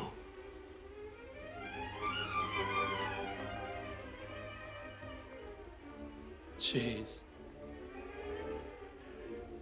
No! Not that! Not that!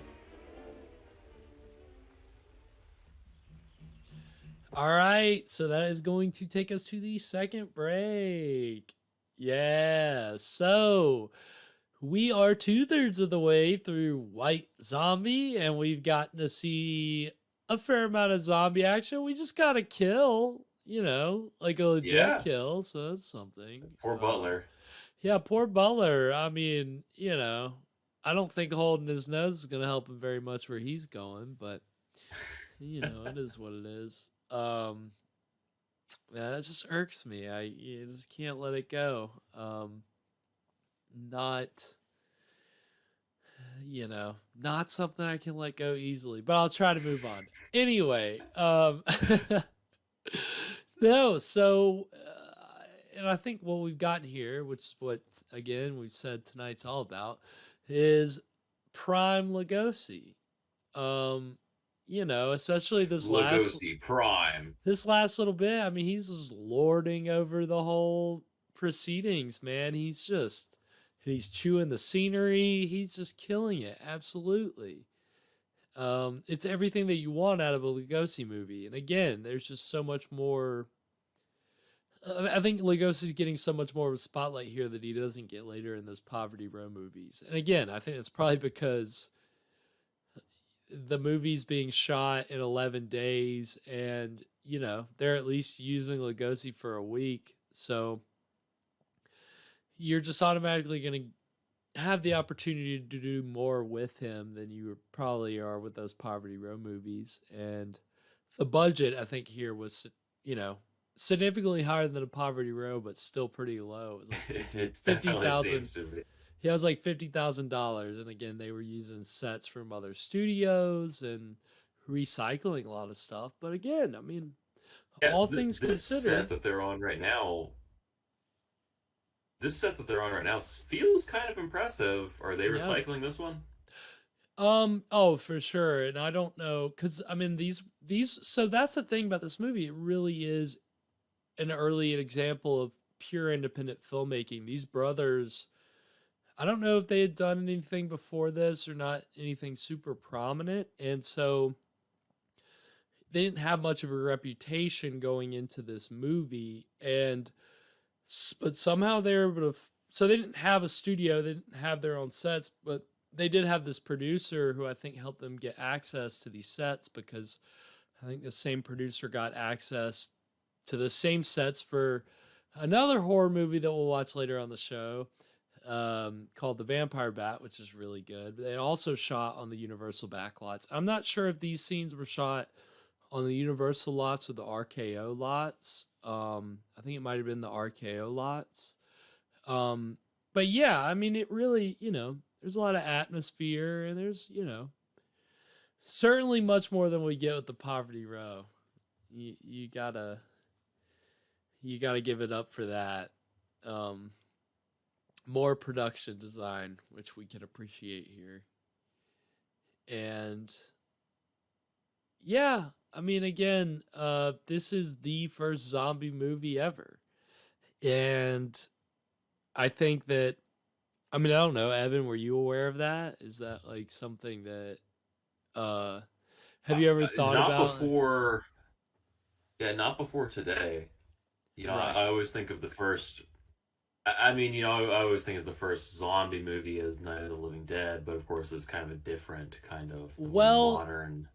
And that's a perfect take. segue into our trailers, because again, yeah, that's everybody's modern idea of a zombie is the George Romero flesh-eating Living Dead zombie. And we talked about it with Voodoo Man, and we're talking about it more here, where before that everything was much more based around Haitian voodoo when it came to zombies, as opposed to them just being undead creatures that eat flesh.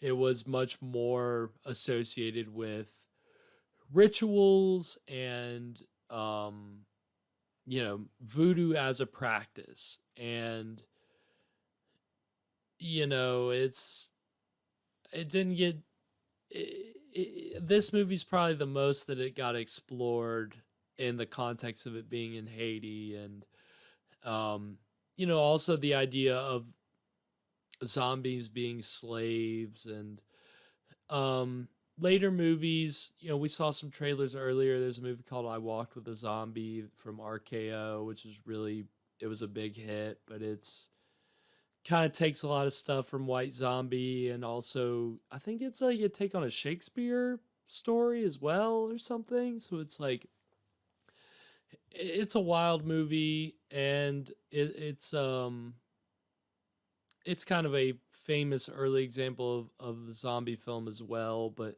you got other movies. There's a movie that Lugosi's in called Zombies on Broadway, and unfortunately I don't have the trailer for. But there's actually a sequel to this movie that the guys who made this made in 1936 called Revolt of the Zombies, which we'll be able to watch on the show. Don't have a trailer for that. But again, it was very much this idea of, you know, if it's not Haitian voodoo, it's the idea of people who were under some kind of mind control, right? Which is really what we're seeing here, is a lot of mind control, which is not really what modern zombies are about. So, the trailers that we're going to see are first for actually a 1966 film. I can't remember, 66 or 67, 68, 69. But it's a British film from Hammer Studios called Plague of the Zombies. And it's right before Night of the Living Dead, but it's kind of still mixing those classic voodoo tropes that we're all familiar with the zombie story in there. And then the second trailer we're going to see is for Night of the Living Dead. So to kind of show you the transition and kind of get the last vestiges of Haitian voodoo zombies to the Romero zombies that we all know and love today. So, yeah, I think we'll go ahead and get to that. And when we come back, the exciting conclusion of White Zombie.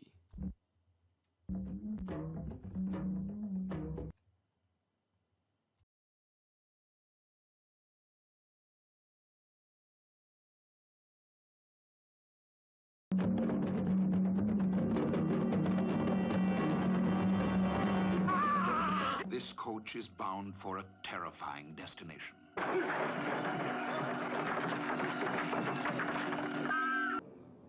To a night of total terror.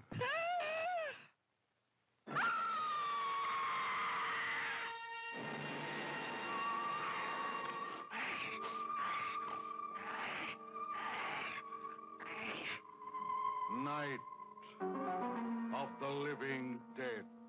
The dead who live on living flesh. The dead whose haunted souls hunt the living. The living whose bodies are the only food for these ungodly creatures.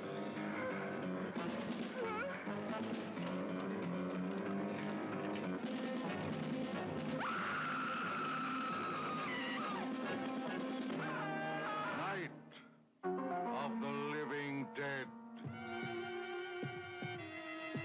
A bizarre adventure in fear. An experience in shock, more shattering than your strangest nightmare. Night of the living dead. A night with the dead who cannot die. A night of total terror.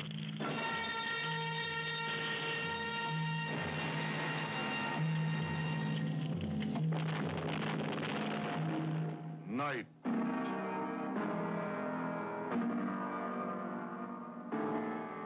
of the living dead. All right, so that was the trailers for Plague of the Zombies and Night of the Living Dead, which of course is the seminal zombie film. Zombies as we know them today are from Night of the Living Dead, and lucky enough for you guys, who will actually be able to watch Night of the Living Dead on this show. So great.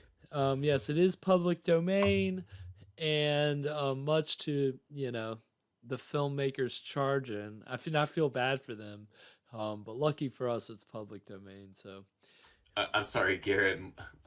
Much to the filmmakers, what? Charging? Chagrin! Ah, you got me.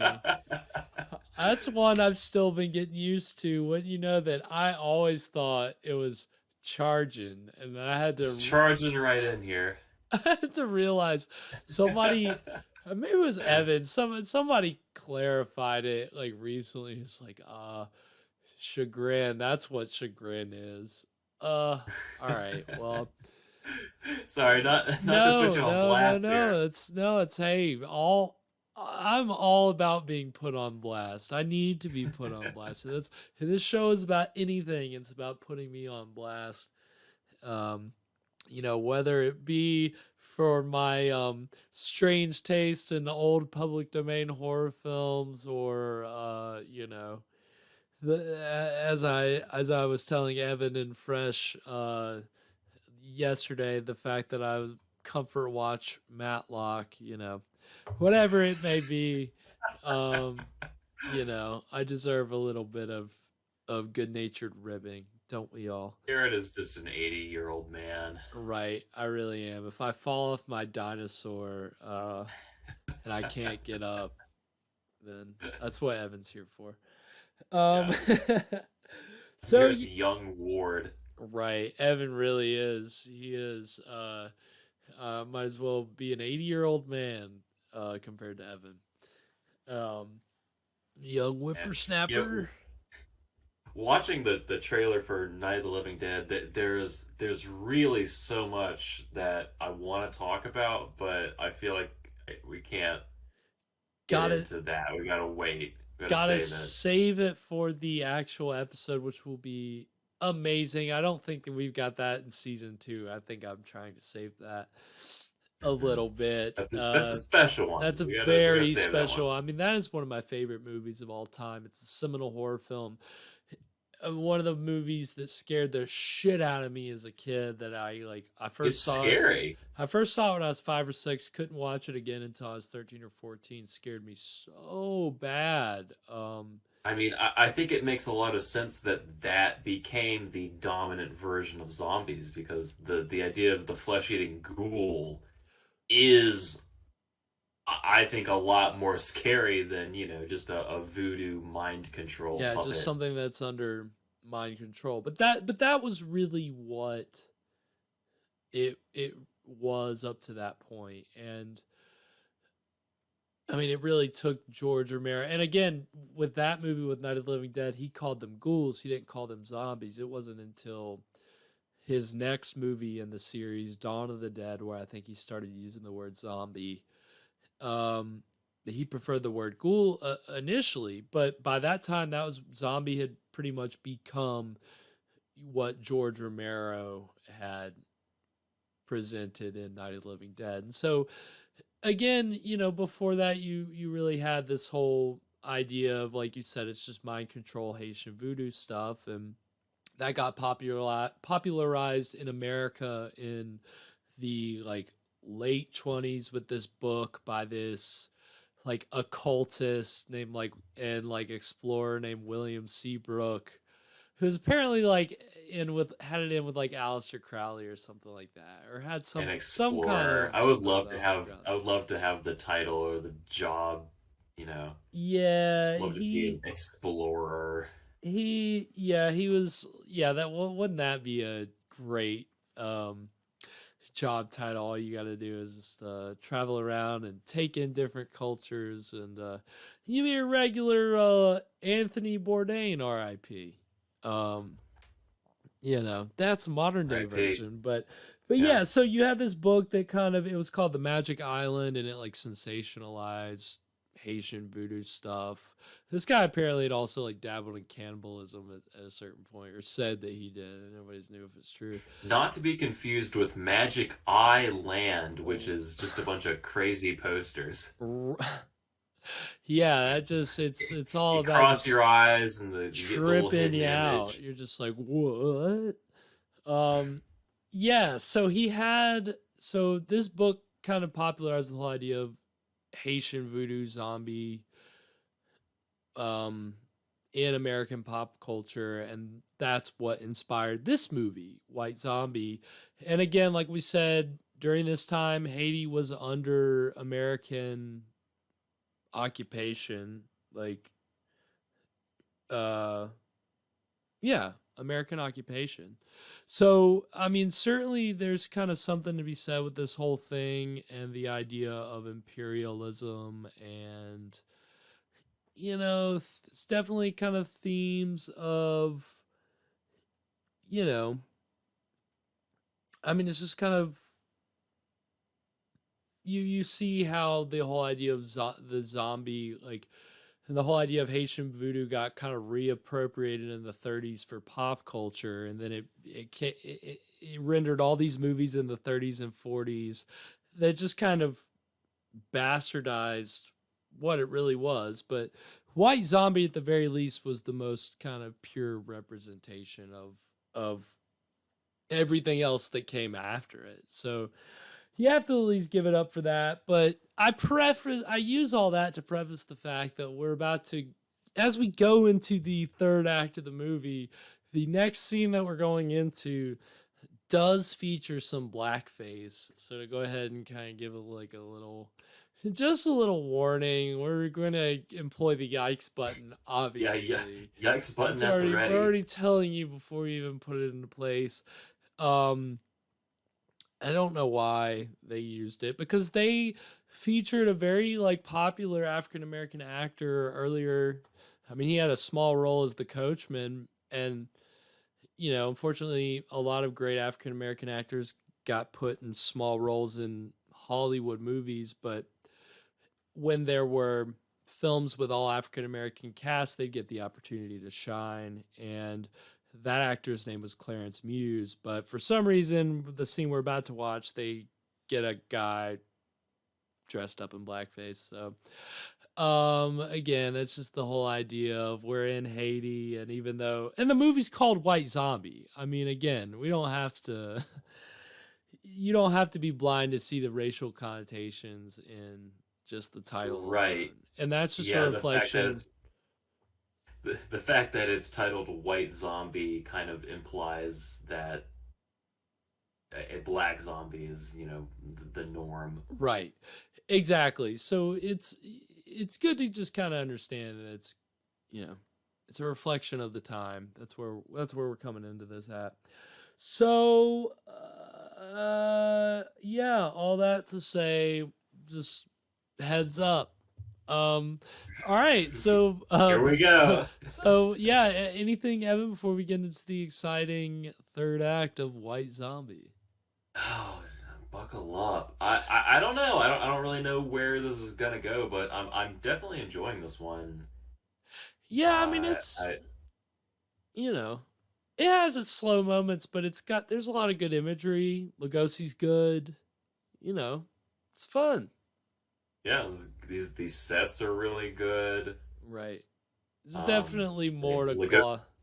As usual. Right.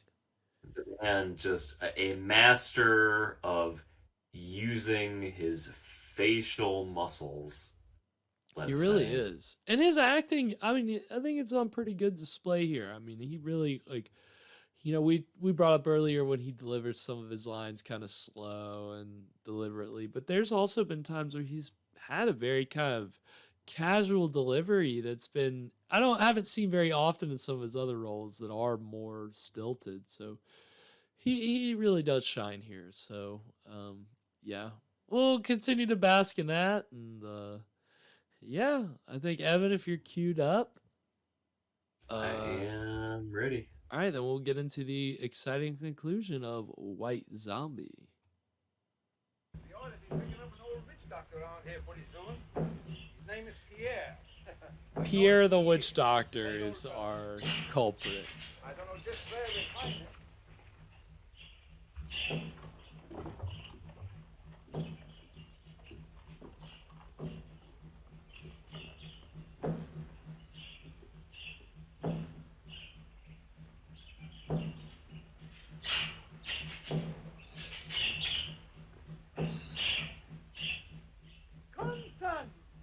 There are evil spirits in the earth. I will give you and a wonder. And here is one for the other.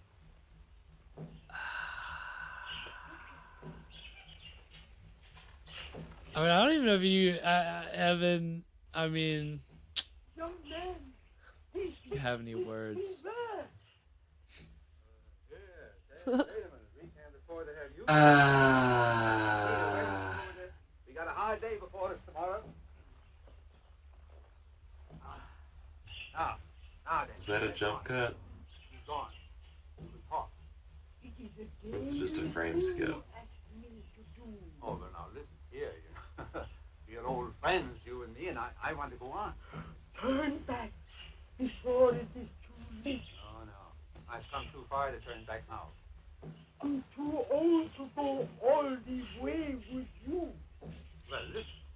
Can't you get somebody to go with us? My people all afraid afraid of the mountain. Why?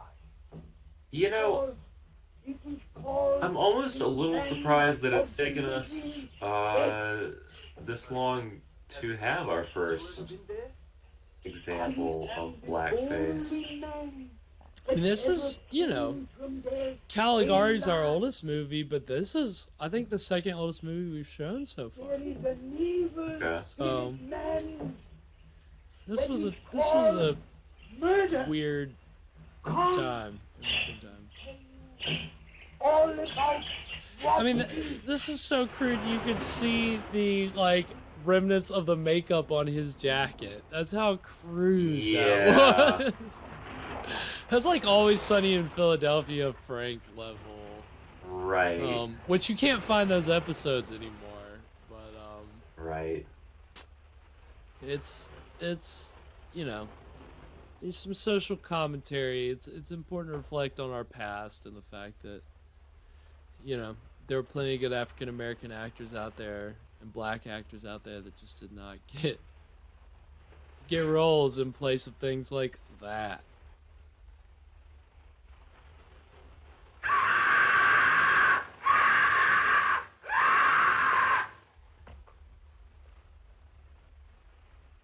Man, that is some Fuck scream. vultures, dude. Do vultures sound like that? I'm actually not sure. I don't think they scream like people, but I could be wrong. I could definitely. Always hovers over the house of the living dead. I mean, I will say, as we know, there are animals that sound human.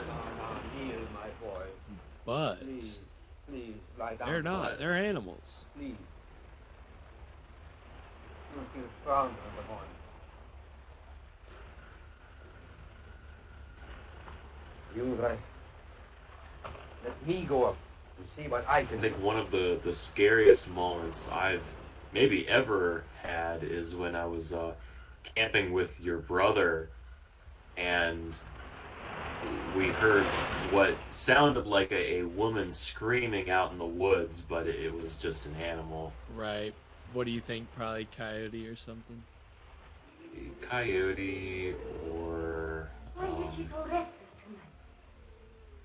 tonight? Perhaps something, you I don't remember know. something. You never remember anything when they are like that. No? Because he's cut off.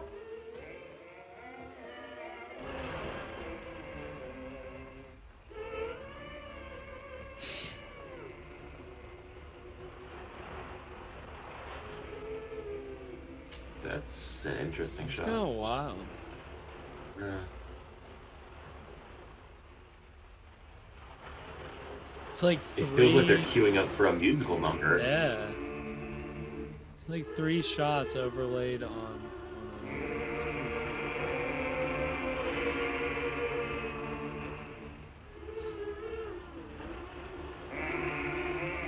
Whoa.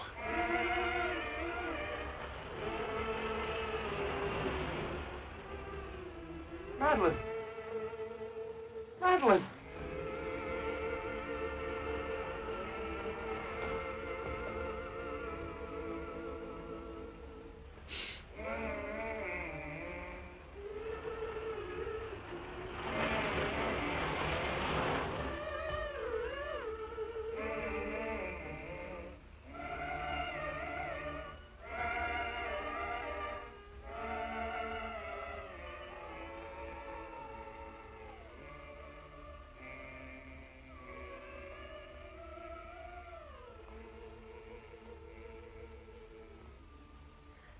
No, I can't. I can't. You must. It's your turn. It's your turn. He might hear you. I'm not I can't taking stand. your I'm job. going to run away. He'll find you and make you like her. I quit.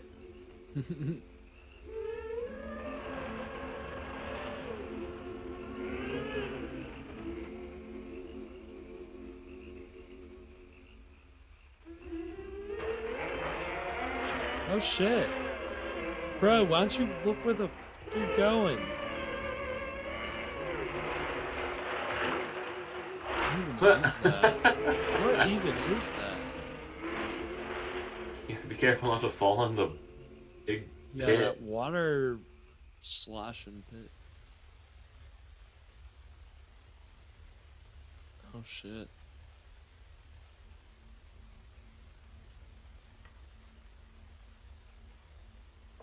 How many castles are there in Haiti? That's a great question, Evan. I don't know. I guess it's just the one owned by Bela Lugosi.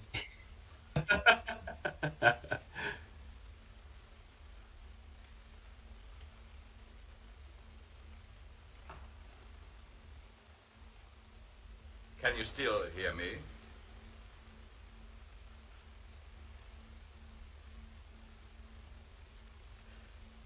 It is unfortunate you are no longer able to speak. I should be interested to hear you describe your symptoms. So fucked.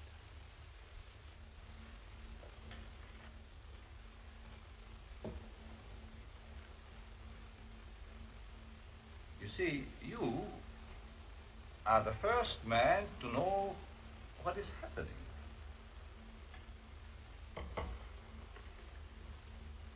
None of the others did.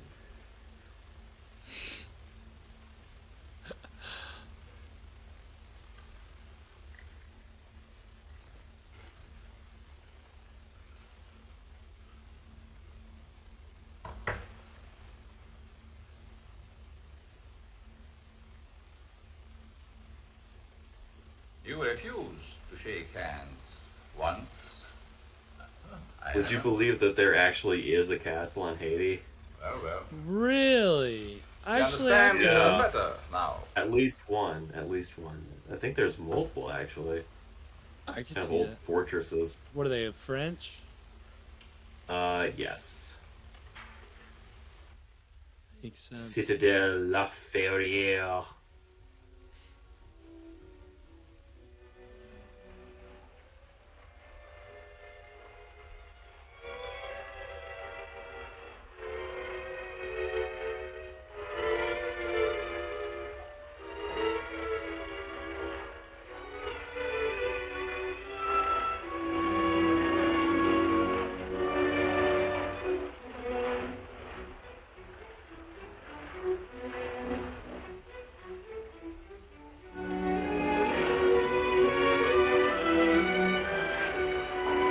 I like the shadow. Yeah, they've done a really good job here with bringing some atmosphere into the proceedings.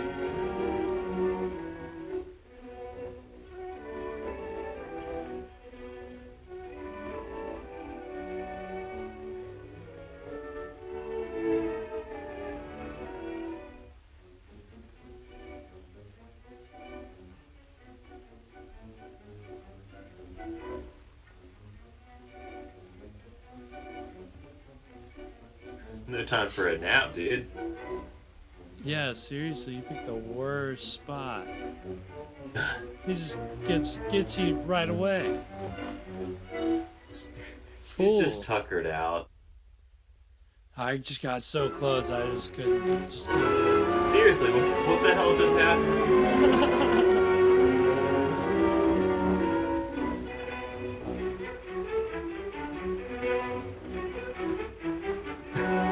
This is the bit that's in Ed Wood.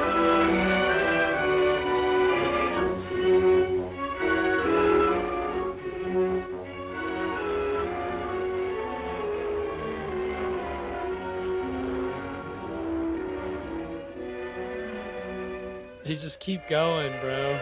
Oh, jeez. You guys got some thick eyebrows. Well, I think that's makeup. I think that's the work of Jack P. Pierce. I mean, I think it looks almost like maybe Bella shaved his real eyebrows, and then Jack. Wow. Because they're very short, and I really don't think those are Bella's real eyebrows. I could be wrong. Yeah.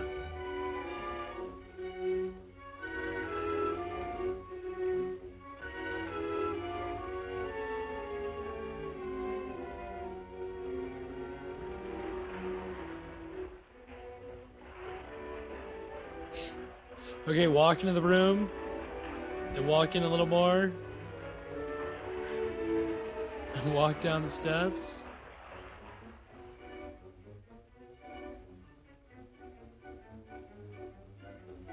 Yeah, just follow the same path.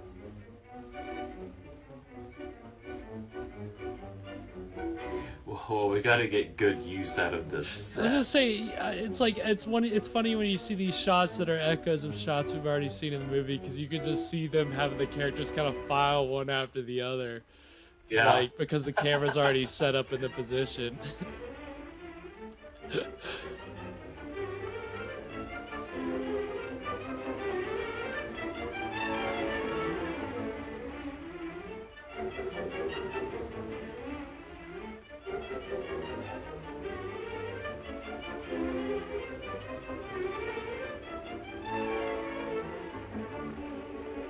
Oh shit.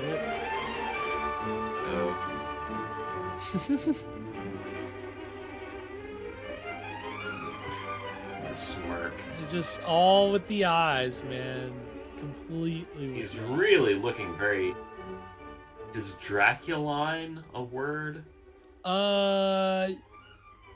Draculine, yeah, that's gotta be something. Vampiric at the very least. Vampiric.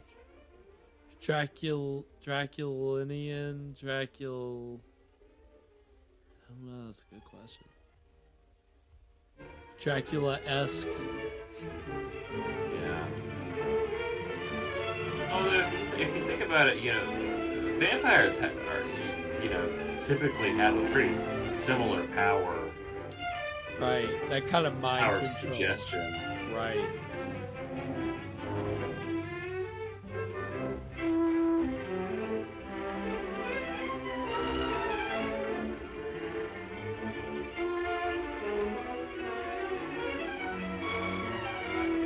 I love the way they're getting the light to reflect off the knife. That's awesome. Yeah, it's very cool.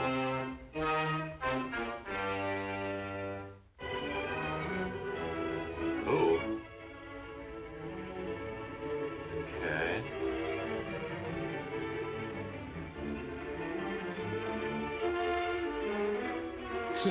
I don't know. I don't know what to do.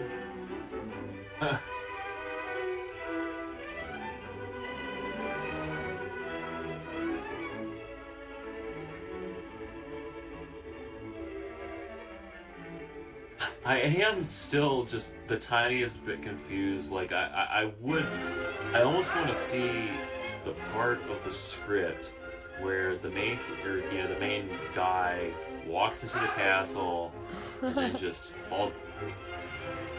Right. Like, is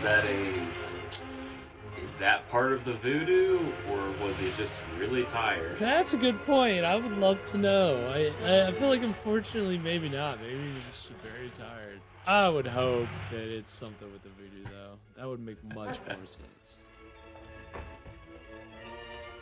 Madeline, I found you. You're alive. Look us just sauntering down the stairs, man. Look at him. So cool. Cool as a cucumber, dude. Oh,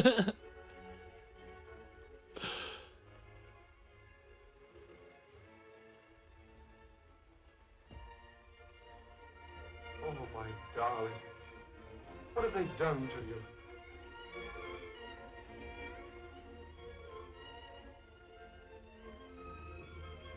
We thought we were gonna have a cool wedding with our cool new friend. And then they had to bring this voodoo master into the picture. Who are you? See? And what are they? For you, my friend, they are the angels of death.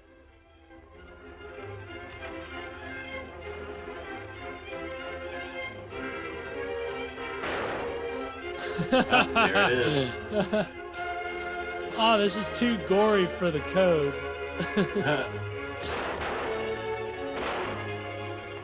How does the the code clearly doesn't favor things of sexual nature, but how does it feel about violence? It's really pretty lenient on violence as long as the bad guy pays. Okay. It's funny. I feel like that there are echoes in modern sensibilities in television and cinema about how we kind of do allow a strange amount of violence, whereas stuff that is sexual is, not as okay.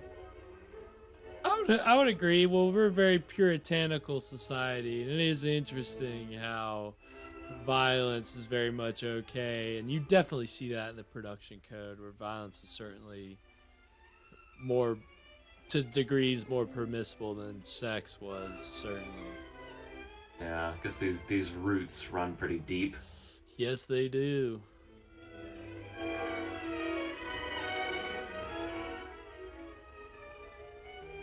Uh-oh. He's not out of it yet. Don't count Lugosi out just yet. Don't you know me, dear? It's Neil. I could swear. For a moment she recognized you. Neil. Oh, Neil.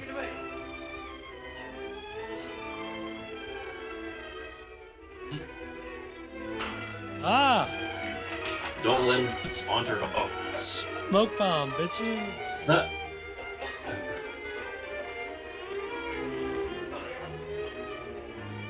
Whoa. Oh shit.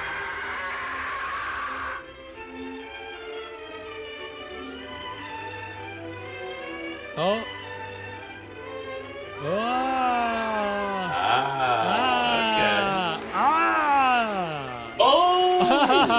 Oh my god!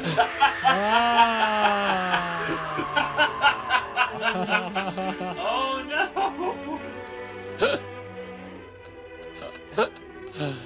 Oh, that's great. Very convincing. Clearly not just a dummy. No, not at all, not at all.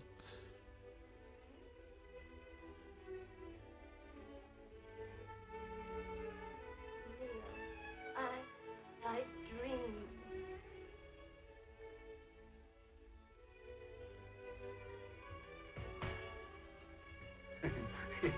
Excuse me, please. Have you got a match?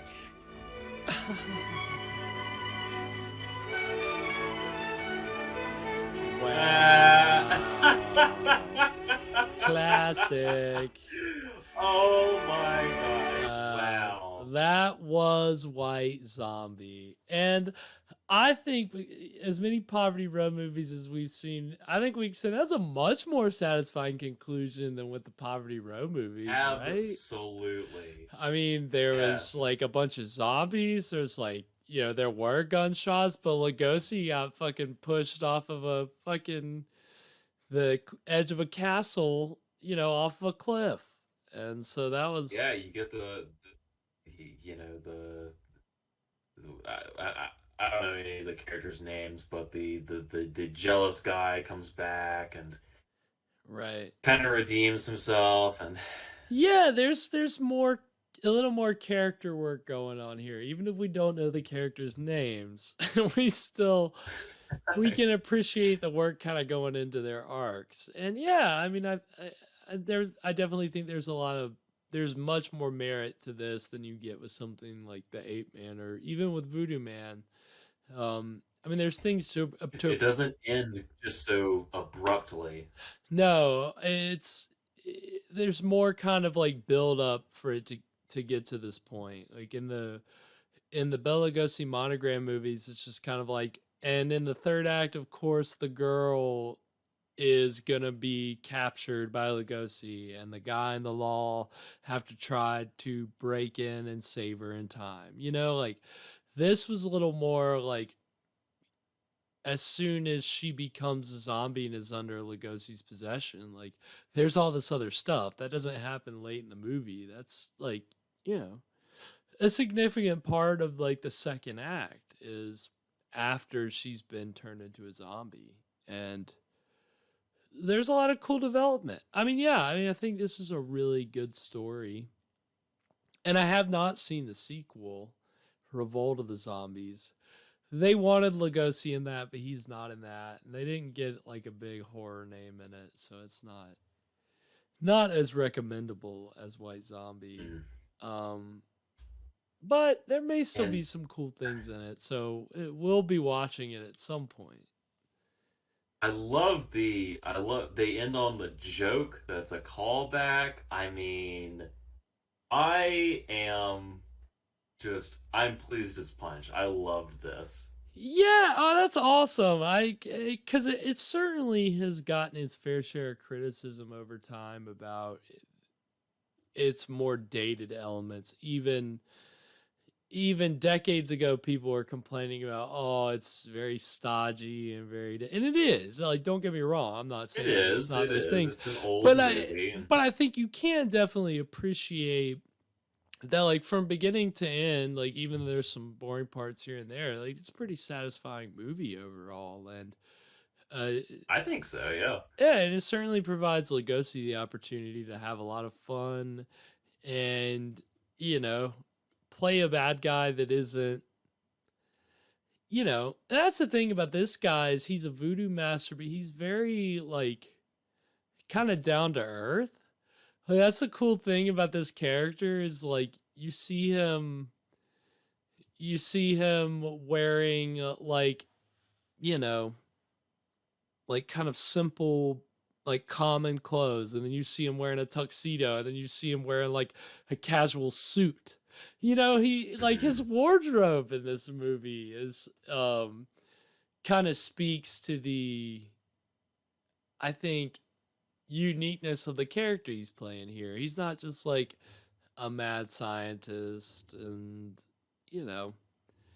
kind of just with one costume. And I think that there's more going on here. And yeah, he's more of a character. Yeah. And this is just a movie I've always appreciated. So yeah, I definitely appreciate this one. I'm gonna be thinking about that. Just ending on that one-liner. I think even a modern movie, you could be proud to land on that note. Right. I think anytime that you can circle it, classic joke. Yeah, you can circle it back around, and especially if you've got a joke. I think it's anytime you can land on a good joke, it's like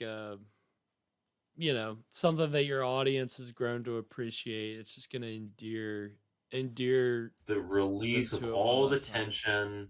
Right. Is that moment of catharsis, and the movie's over. Yeah, it's certainly not like The Ape Man, which was like the exact opposite, where it was a frustrating one-liner where the guy was like, "I'm the writer, screwy idea, isn't it?" Remember that? That was like, yeah, that was something, all right. That was like a joke, but it had nothing. It was totally random. Like that's the exact. That's why I say it really is the exact opposite in terms of ending. We're just gonna break the fourth wall at the very, very last second. Even though this character's been around the whole time and honestly kind of helped kick certain things off, and you realize he is literally a plot device, like to the extent that it's the fucking writer. And yes, this was certainly a much more satisfying ending here. Lugosi was great. Again, I think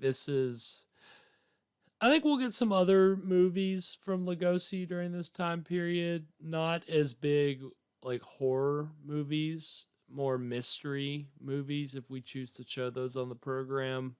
Here's like a movie called The Death Kiss, which is, it's interesting, even though it's more of a murder mystery than a horror movie, but it's still cool. So we'll see more of that, but to kind of start to wrap it up and lead into our just some little teases for next season. Suffice to say, we won't be escaping from Lugosi. There will be plenty of Lugosi films next season.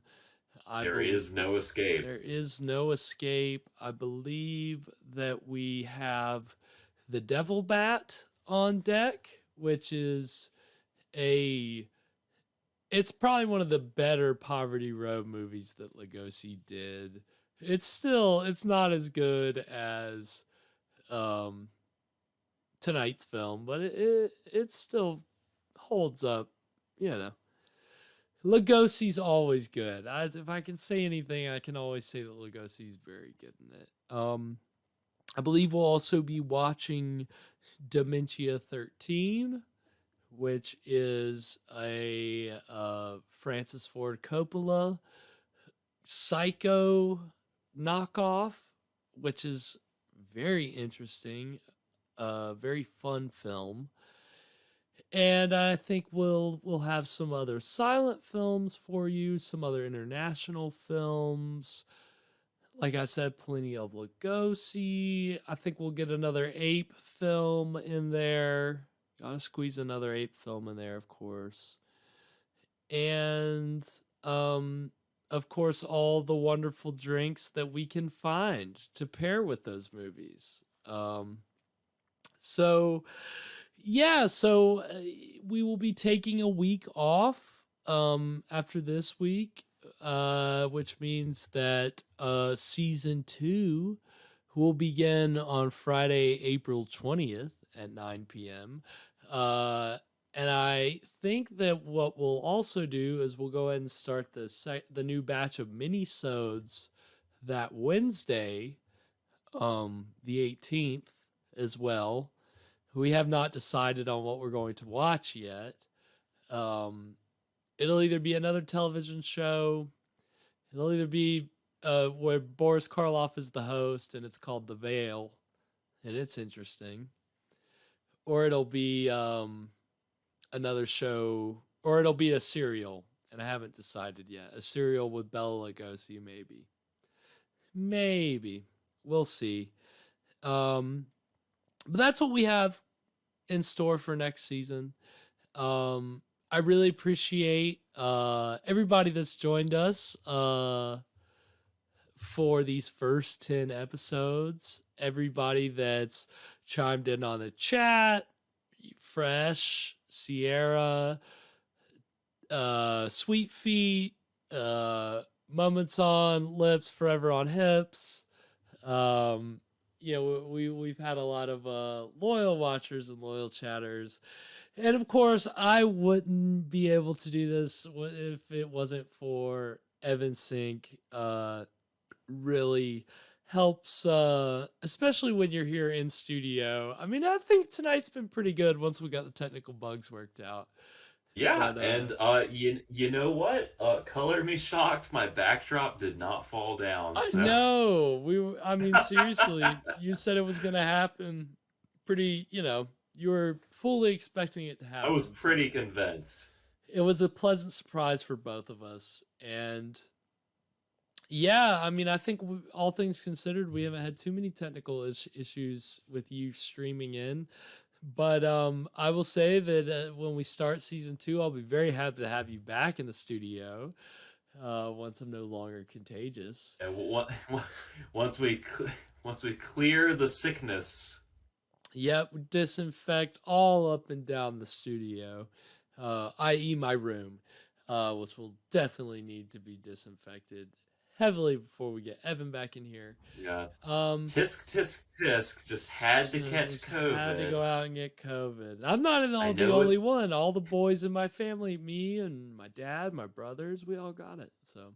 Look, Garrett, I know it's the popular thing to do right now, but you gotta just resist. I just couldn't. Peer pressure. It's the peer pressure. If everybody else was gonna jump off a cliff, I'd go do it too. If everybody else was gonna jump off of COVID, then what else can I say? Of course, I would jump right along with them. So, Yeah, so we'll get Evan back in here. I'll be very thankful for that. But yeah, Evan, man, thank you so much. It's these first 10 episodes have been a lot of fun, and we're going to continue to grow and explore the format and try to improve however we can, and just continue to bring you guys classic public domain horrors. So, yeah, Evan, I don't know if there's anything about the season or just anything in Well, summation or. well, thank you so much for having me, Garrett, and thank you to everyone at home for tuning in. You guys are instrumental. We love you. This has been a great season, and we're going to have many more. Right. Yeah, we can't say enough about the audience. We love you. You're very special. Um no, yeah, we definitely plan to have many more on deck.